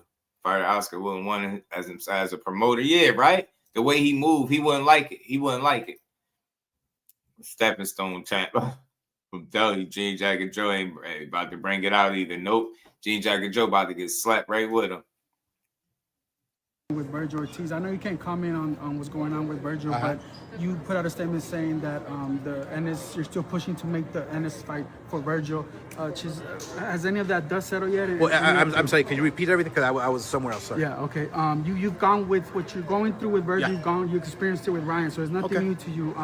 Just any update on Vergil, because you said that you were still looking to conquer the fight between him and Ennis. It looks like you're still working towards satisfying, I guess, Vergil's demands and appeasing what's going on between both of you right now. Well, my number one job is to make fights, and I always try and get the most money for my fighters, and you know, that's what a promoter does. And me as a fighter who understands the game, you know, I understand that Vergil Ortiz deserves the bigger half of the pie, you know, because of the resume, just because of, you know, who Vergil has fought and how he's performed. And so, you know, it's, yeah, 60-40 was a little ambitious, but it's what a promoter should do, is get the most money for your fighter. Not if you go mess the fight up. It's complicated now that it looks like Vergil has, you know, gone the route he has and he wants to terminate his current contract with Golden Boy Promotions. How does that complicate, if anything? Because the fans are confused. You're saying you're still working on the fight. He wants to leave Golden Boy. How are things complicated? Well, look, we have an ironclad deal with Vergil Ortiz. And, you know, obviously, look, I've never had anything wrong with Vergil. Even just 2 months ago, I believe, he was praising Golden Boy and how great of a job I've done for him and all that. So I don't feel it's Vergil Ortiz. I think Vergil Ortiz is a hell of a human being. His father's amazing, the way he trains him, and they're a dynamic duo. And so I've never had any beef with him. I'm looking forward to working together, getting the biggest fights, the most money possible, and moving forward. And so, and to me, that's how you know. I said Dad gave away that he knew he was kind of wrong, because now he making it about the money. Oh, the only reason I was doing it this way is because I'm trying to get you the bigger pie. You know, you're the biggest star based off resume. Nah, you know they don't base stars off resume. You know how that, you know it don't go like that, Oscar. Do he sell more tickets than Jerron Ennis? Has he sold out before? Boots has. You know it don't go like that, so he don't deserve a bigger share. Maybe Vergil and his people was telling him that's not the way to go about it. If you wasn't doing it in the public, right? If you was doing it behind closed doors, if you was communicating with Vergil's manager, I think you could have avoided this lawsuit. But you was hell-bent on one-upping Eddie Hearn and trying to make Vergil look like a boogeyman and make Boots and team or Ennis and Matchroom look like they ain't want to fight. And in reality, your fighter looking like he don't even want you to be promoting him no more because of the way you carry it. So got to be mindful. And I said it. Remember, I was saying that he overplaying his hand. He making these public demands. And look who got tired of all the games. Vergil Ortiz. Crazy. You know, we feel that that Vergil Ortiz is can be and will be a weight champion, and he will go in there and destroy anybody who is in front of him. So that's what I'm looking forward to. Last thing, Oscar, I saw your laughing emoji when they announced the SUFA CF1 card this Saturday. Your thoughts on, did you see the press conference, the promoting they're doing? They've launched a full line of SUFA boxing gear. The whole works, man. It looks like they got the old Showtime crew working with them. They're doing a lot of things. It looks like they're in negotiations with music. Your thoughts on their upcoming fight this Friday? Zuffa? Yeah, SUFA. Zufas? Well, you're trying to be funny. What a hell of a start, right? I mean, they promised a new toy. They promised bigger and better, and me and Eddie Hearn, we don't know what we're doing, and this and that. And you're coming out with this? This is your big bang? Good luck, Dana. You got to try a little harder, baby. Where are we at right now, Oscar, with the draw in his fight? Is there any movement whatsoever on it? Is there any movement? Yeah. I'll discuss it with Eddie Hearn, who I believe is Ennis's promoter. Yeah. We'll discuss it. We'll talk about it. Yeah, I want to make this fight. This is the fight that everybody wants to see. So I want to watch this fight because it's a great matchup. So yeah, I'll talk to Eddie Hearn, and then we'll take it from there. But most definitely, you will see this fight. In terms of Golden Boy landing a broadcaster, are you guys in? He keeps saying it, but like I said, man, we could listen to what they say, but pay attention to what they do. Notice Vergil could have said anything, but his moves is what ended up being the loudest. You get what I'm saying? This the lawsuit that made it kind of clear to the people that, hey man, you can't really call Vergil a duck. You can't say you don't want to fight. If he pissed off at Oscar, it ain't out the blue sky. It ain't out of thin air, right? He don't like the way he been carrying it. You've seen some of the lawsuit and what he was stating was the issue, so you know that it's not a matter of Vergil not ever wanting to fight. You know what I'm saying? That move was louder than anything Oscar has said, even up until this point. So his moves are going to have to be louder than his words at this point. Right now, he's just talking, but we ain't seeing nothing happen. He got sued, and let's see how you respond to that. You better figure it out, because the last thing you could afford is to be at odds with a guy like Ryan and a Vergil, man. You know, two of your prized possessions, you would think, two of your guys on the roster that you looking to still push and make money with. So you better get it together. Oscar, shout out to CJ Gifton and membership. Much love. And we ain't never got a box again. Well, right. well. I already been getting these bets, but now it's time for you to get your just due. He lose Ryan Ortiz, he gonna be in trouble, Nick. He will. Tell you how straight facts said he skied up, huh? Yeah. Negotiations again with the Zone, or are you looking at other broadcasters? Yeah, no, we've been in negotiations with the Zone for quite a while now. Mm-hmm. So we've had a great relationship with the Zone. We've put on some great events with the Zone.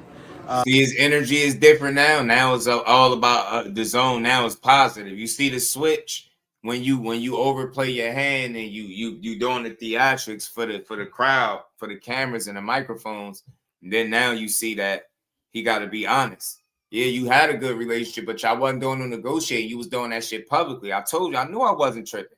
I knew it. Vergil was tired of that shit. Like, yo, what are you doing, dude? You talking about 60-40 in the public? Like, that's not even how we do business. You've never made one of Vergil Ortiz fights negotiating in public. Never. You know what I'm saying? And Vergil and his team probably knew it. So now you don't have no choice but to go a different route and go about it in a different manner, because the way he was doing it wasn't working. You know what I mean? Negotiations for a while. You see what I'm saying?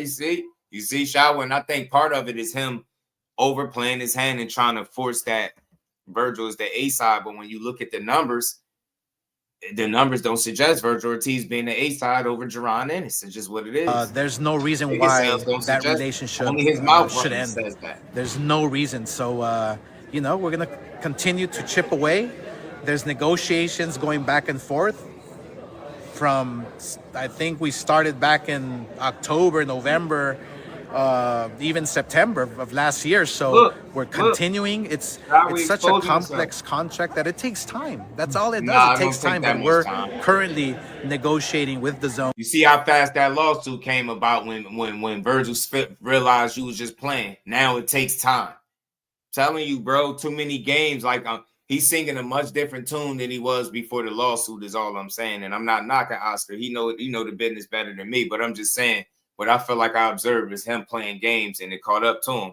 His fighter got tired of the shit. His fighter got tired of it and sued him. And it not only sued him, it's threatening to be out. He want to get out of his contract. He want to get out of his contract. So Oscar Delahoya, bro, like people say, move your fighters how you would have wanted to move as a fighter. If you believe in Vergil the way you say you do, then you wouldn't be negotiating in public. You would be doing it with the people that can move the needle and get things done. You can't do it in the public. We can't do nothing. You trying to one up Eddie Hearn. It's entertaining, but it doesn't do nothing for your fighter. It made your fighter look like he didn't want to fight when in fact it's you getting in the way. So much so that your fighter had to sue you. So come on, Oscar, the jig is up. The curtain has been, you know, the veil has been lifted, bro. We see what's up. We see what's up. We see that it's looking like it's you. It's looking like you, and it's not Vergil Ortiz that don't want to fight, dude. It's you. You don't want to fight. You don't want to fight. Shout out to the homie Al Booger gifting the membership. Much love, my And brother. we ain't never got a Appreciate box you. again. Whoa.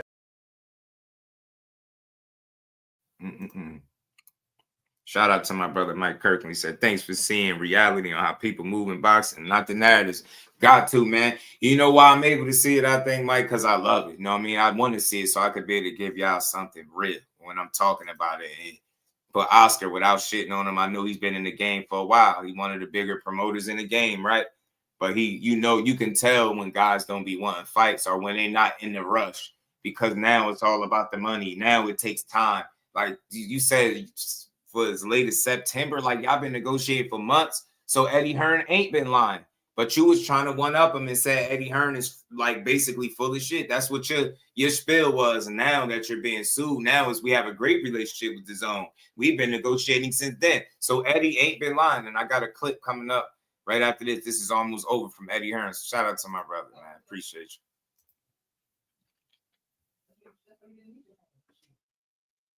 you. And we ain't never got a box again. Well. I already been getting these bets, but now it's time for you to get your just due. Shout out to Straight Facts. Appreciate the love, man. Y'all appreciate. And we ain't never got a box again. Well. I already been getting these bets, but now it's time for you to get your just due. Boots pull their car, now they house falling apart. That's a fact. All these fighters should go to Turkey to make the money. But that's the problem, Nick. I'm going to play the clip from Eddie Hearn. That's the thing. Turkey will not be funding this fight. He made that clear in the clip that I'm about to play in a little short interview. It's about 5 minutes. Eddie Hearn made that clear. Turkey not funding it. Remember, it was offers. It was things on the table for Boots. He didn't jump on them fast enough. It seemed like Turkey moved on. So now he left it up to them to make the fight. The Eddie Hearns and the Oscar De La Hoyas. Oh, all right. Well, y'all make that fight. And now we get to see why people like Turkey Al-Sheikh exist. Because it seemed like when Turkey is making the fights, it's like, well, he ain't no savior. Why people praising him and this and that? And then when we see that the promoters that's in place went well before Turkey even got here, don't put the fights together, we looking at them. Now we looking at Turkey like, oh, well, he need to pay for the fights. It's like, which one is it? Do y'all like him in boxing or do you not like him in boxing, right? It can't be when it's convenient. He had opportunities for Boots from what I understood. He didn't jump on him, so he moved ahead. He kind of pulled out of the Boots business. And now he allowing the promoters that's in place that push these guys to make their own fight. And look how much difficulty it is now that Turkey is not funding it. People are dragging ass and trying to make it all about the money, when in fact your fighter don't sell more tickets than the opposition that you're trying to put him up against in Boots. And it's just weird from Oscar to do what he's doing, man. But let's keep going, man. Let's play the rest of this. to bring the best boxing here to the U.S. I gotta ask you one last one, Oscar. I'll walk with you, but you know, talk to me about mending the fences with Al. How did that happen? Who made the first phone call? Yeah, we broke bread, and I think that you know, Al Heyman, he's always been a True. Okay. He's always been a great promoter. He's always, you know, wanted the best for his fighters. You know, the fact that we can come together. Not for nothing, bro. And Oscar just say a bunch of shit you expect him to say. I'm not gonna lie. Like, he had to repeat that so many times. Oh, he's always been a great promoter, but that's not how you talk, though. See, lawsuits are affirmative action. They mean so much more than words, any threats online, anything. He got the lawsuit. Now the man giving Al Heyman praise. Now they done mended the fence. He always been a great promoter and want the best for his fighters. You say stuff that we expect you to say. Like, we expect you to say this. Shout, come on, man. You get me? Come on, you know what's up. I'm just saying, man. He got one lawsuit. boxing back to the U.S. is our objective, is our priority, and we're doing it. Good about the zone and Al Heyman in the same conversation, as well as squashing the beef with Vergil. Yeah, man, lawsuits, man. Oscar need to get sued a lot more. Starting with this fight, we've done it with Ryan. We're doing it with Zurdo and Benavides. Cinco de Mayo. If we close this show with Vergil and Boots, imagine that in Las Vegas. So boxing is back in the U.S. Boxing is back in Vegas. Thank you, Oscar. Thank you.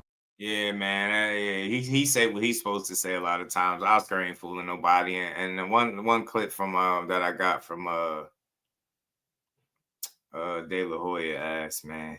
I mean, not Delahoya, Eddie Hearn. Let's go. All right, here we are, my man. Eddie Hearn got a good fight, underrated fight. Yeah. I think Muratalla and Cruz, but I got to get the hard facts out of you, Eddie, about this Vergil Boots whole scenario thing. Quick one is the fight, because there's some discrepancy between Ortiz's team and Oscar, obviously. Oscar talking about it's a $3 million guarantee. Ortiz's team wants $7 million. What I'm asking you is, was this fight to be funded by Turkey Al-Sheikh, or is this... No, this is a fight to be funded by Matchroom and Golden Boy, but funded by the economics of the show. Right. Do you know what I mean? I mean, ultimately, you hope that you would deliver the pay-per-views and the numbers. You know, I think at the moment, I always remain optimistic, and sometimes when it blows up like this, sometimes actually that's the result is you make the fight. But I don't know, you know, I don't really know much about the situation with Vergil and Golden Boy. In an ideal world, we'd have a clean deal where everybody gets on. It's not often the way, but you know, I'm still hopeful. I think that Boots is a phenomenal fighter. I think Vergil Ortiz is a phenomenal fighter. I think it's the best fight in American boxing. I think it's 1v2 in the division, and I'm still hopeful. But if not, we have to look at other options as well. Do you look at it then that maybe, because that question was contingent a lot for me. Do you think that an Oscar might be in the right by saying, hey, it's $3 million because we're fighting for market value here? We're not fighting for there's different, you know, there's all kind of different economics and structures to a deal. What's up, Zay? You all right, mate? How you doing, Pops? You all right? Hey, you all right? You know, so it's like a guarantee, a minimum is just a guarantee against the upside. Do you know what I mean? You've seen fighters in the past fight for no guarantee because they own the show. You know, Joshua is a good example of that. Canelo Alvarez might be an example of that. So really, when you get a guarantee plus upside, that's actually like a dream deal because you're getting two sides of the coin. So you know, quite often when you give a guarantee, it's the safe number for a promoter, because what you don't want to do is give a guarantee of 5 or 6 million and the fighter ends up making 4 million and you're topping up the million on both sides. Do you know what I mean? It's just not good business. So the issue is that because now of the new wave of promoters or Riyadh season or wild new people coming into the market that are prepared to hemorrhage 2, 5, 10 million on a show, it makes the actual numbers sometimes look less attractive, but it's just a real life scenario. Right. Do you know what I mean? Right. And it's still a lot of money, but you know, it is what it is. Why do you think Turkey wasn't interested in buying up this fight when he has a... He was, but the dates didn't work, the timing didn't work. This was last year. originally wanted Boots to fight at 147, then he's moving to 54. And I think he is interested in the fight. But with the ring card next week and February 21st, obviously, you know, he can't do every single fight, and that's okay because we're happy to roll the dice ourselves on it. Because I rate the fight that much, and I think it's a really big one. What are your thoughts of that lawsuit that has been filed against? I mean, it's not, one, it's not my business. Two, I don't really know enough about it. I don't like to see it. I've never been involved in a lawsuit like that with a fighter.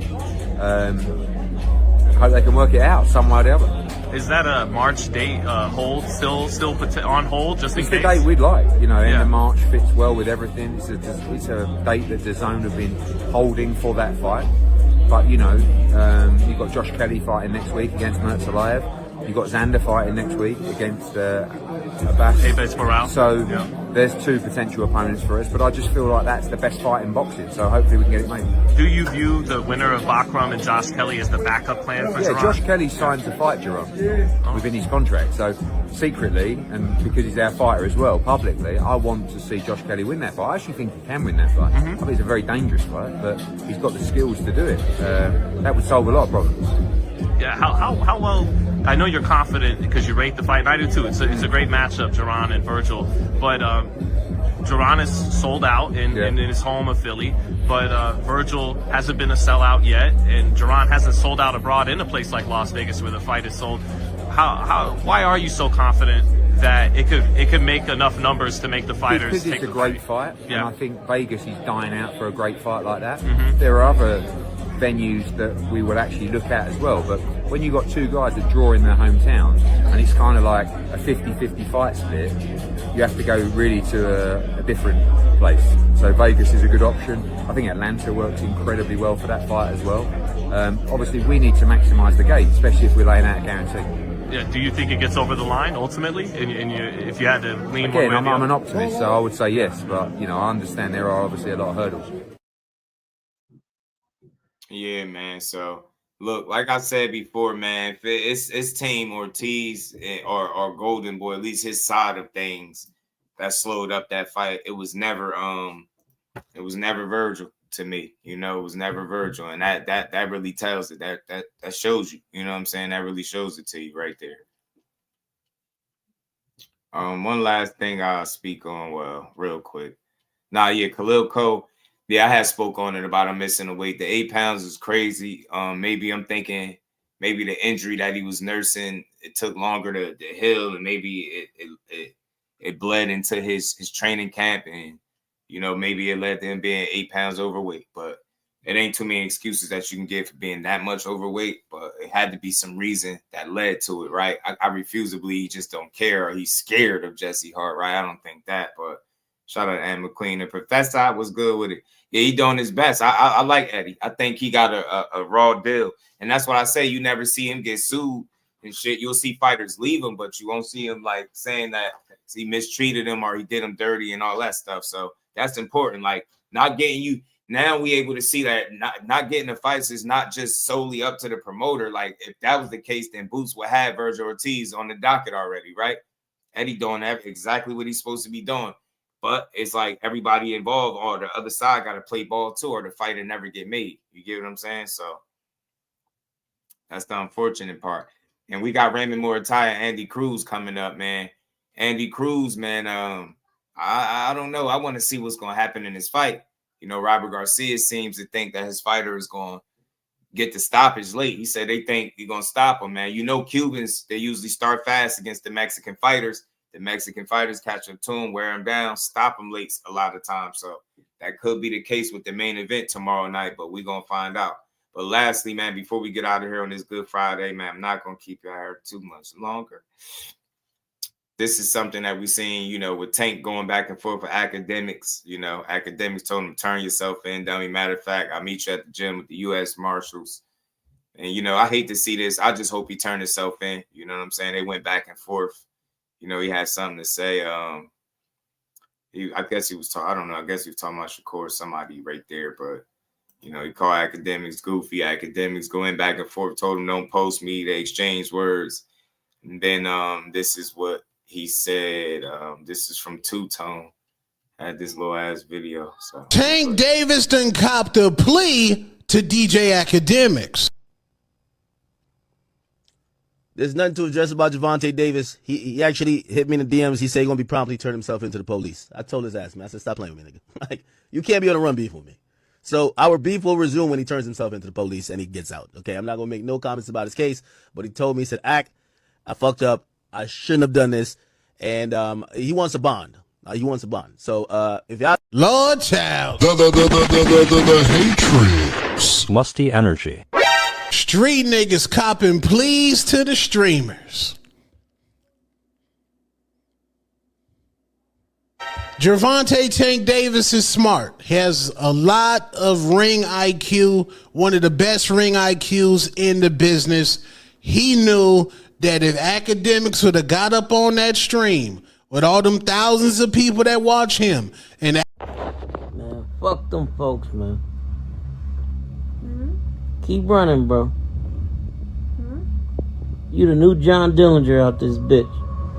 Tell them folks, go bite off the same sandwich as Magic Johnson and you'll turn yourself in.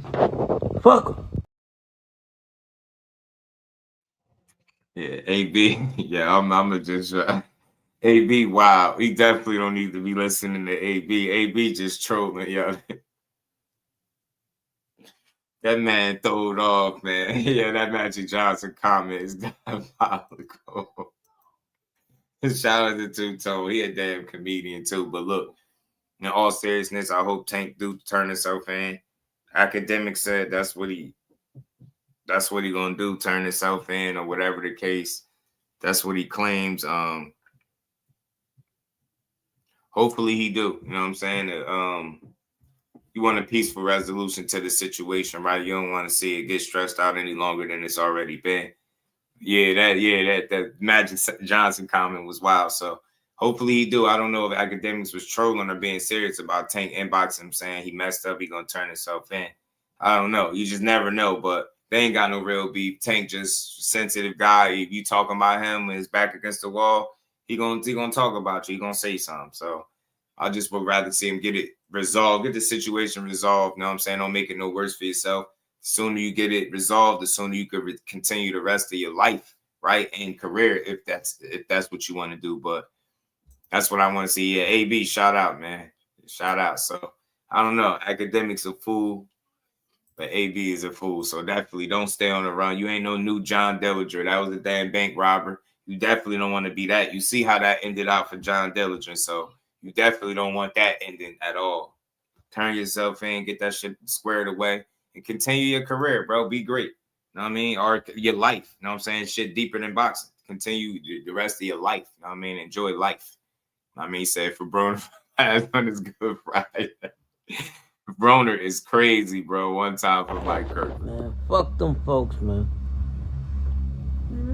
Keep running, bro. You the new John Dillinger out this bitch. Tell them folks, go bite off the same sandwich as Magic Johnson and you'll turn yourself in. Fuck him. I don't know what the Magic Johnson part had to do with it, but AB is shout out. Much love to Mike Kirkland. Appreciate the love.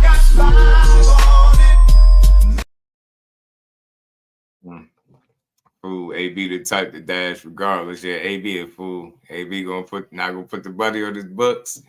Yeah, Tank Saga's crazy. Tank's probably gonna have to do time no matter what. Yeah, he probably can't afford it. It's inevitable at this point, man. It's unfortunate, but I say the sooner he deal with it, the better for him, and he could just resume his life and move past it, create some separation, and just live life, or come back and beat some ass if that's what he want to do. But shout out to everybody. Shout out to Technique. I'm going to go check out the Zoo for Boxing, man. I appreciate everybody rocking out on this Good Friday.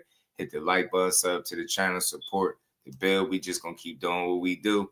We going to probably, I'm going to see if I'll call the fights, but tomorrow I might, because this is Muratalla and Cruz. I've been talking about this fight, so maybe it'd be worth calling it. You know what I'm saying? Maybe it'd be worth calling. Shout out to Street Facts Boxing. Mike Kirkland, appreciate you. Dante, the fan. Shout out to everybody. Tay, JP, my guy, Blaze. Yeah, dig.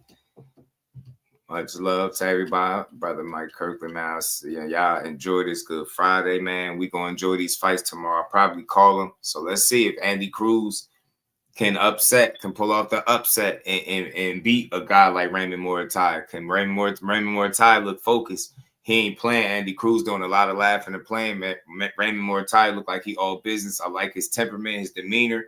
He look like he ready to go. He ain't about to play no games. Like I told you, he ain't got no quit in him. He ain't going to lay down. So if Andy Cruz is going to beat him, he's going to have to be that Cuban-style fighter that we know he is, mixed with that Philly style, that Philly grit that Bozy Ennis has been instilling in him. So we're going to find out. He does have a tendency to be more offensive, what could lead to opportunities for more ties. So be on the lookout for that tomorrow. But if not, if he stays smart for the fight, I don't see him knocking out a Muratalla. He can outbox him and win this fight on points. But if he get caught, he can get stopped. Andy Cruz can get stopped.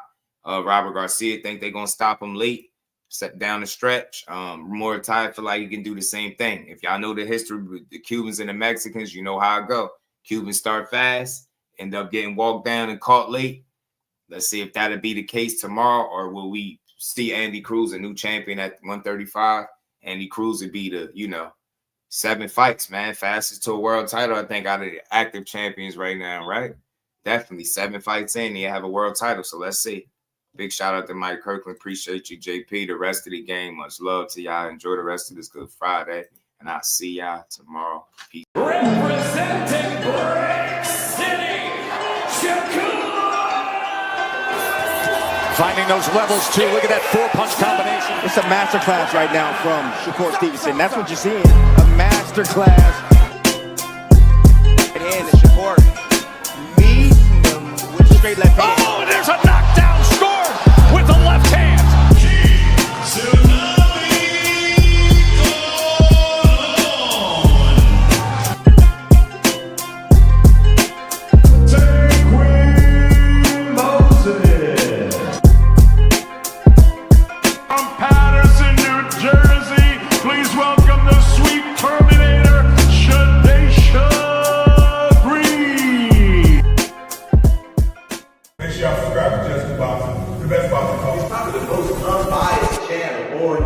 Right now, we're going to give him his just due. Shout out to my brother Just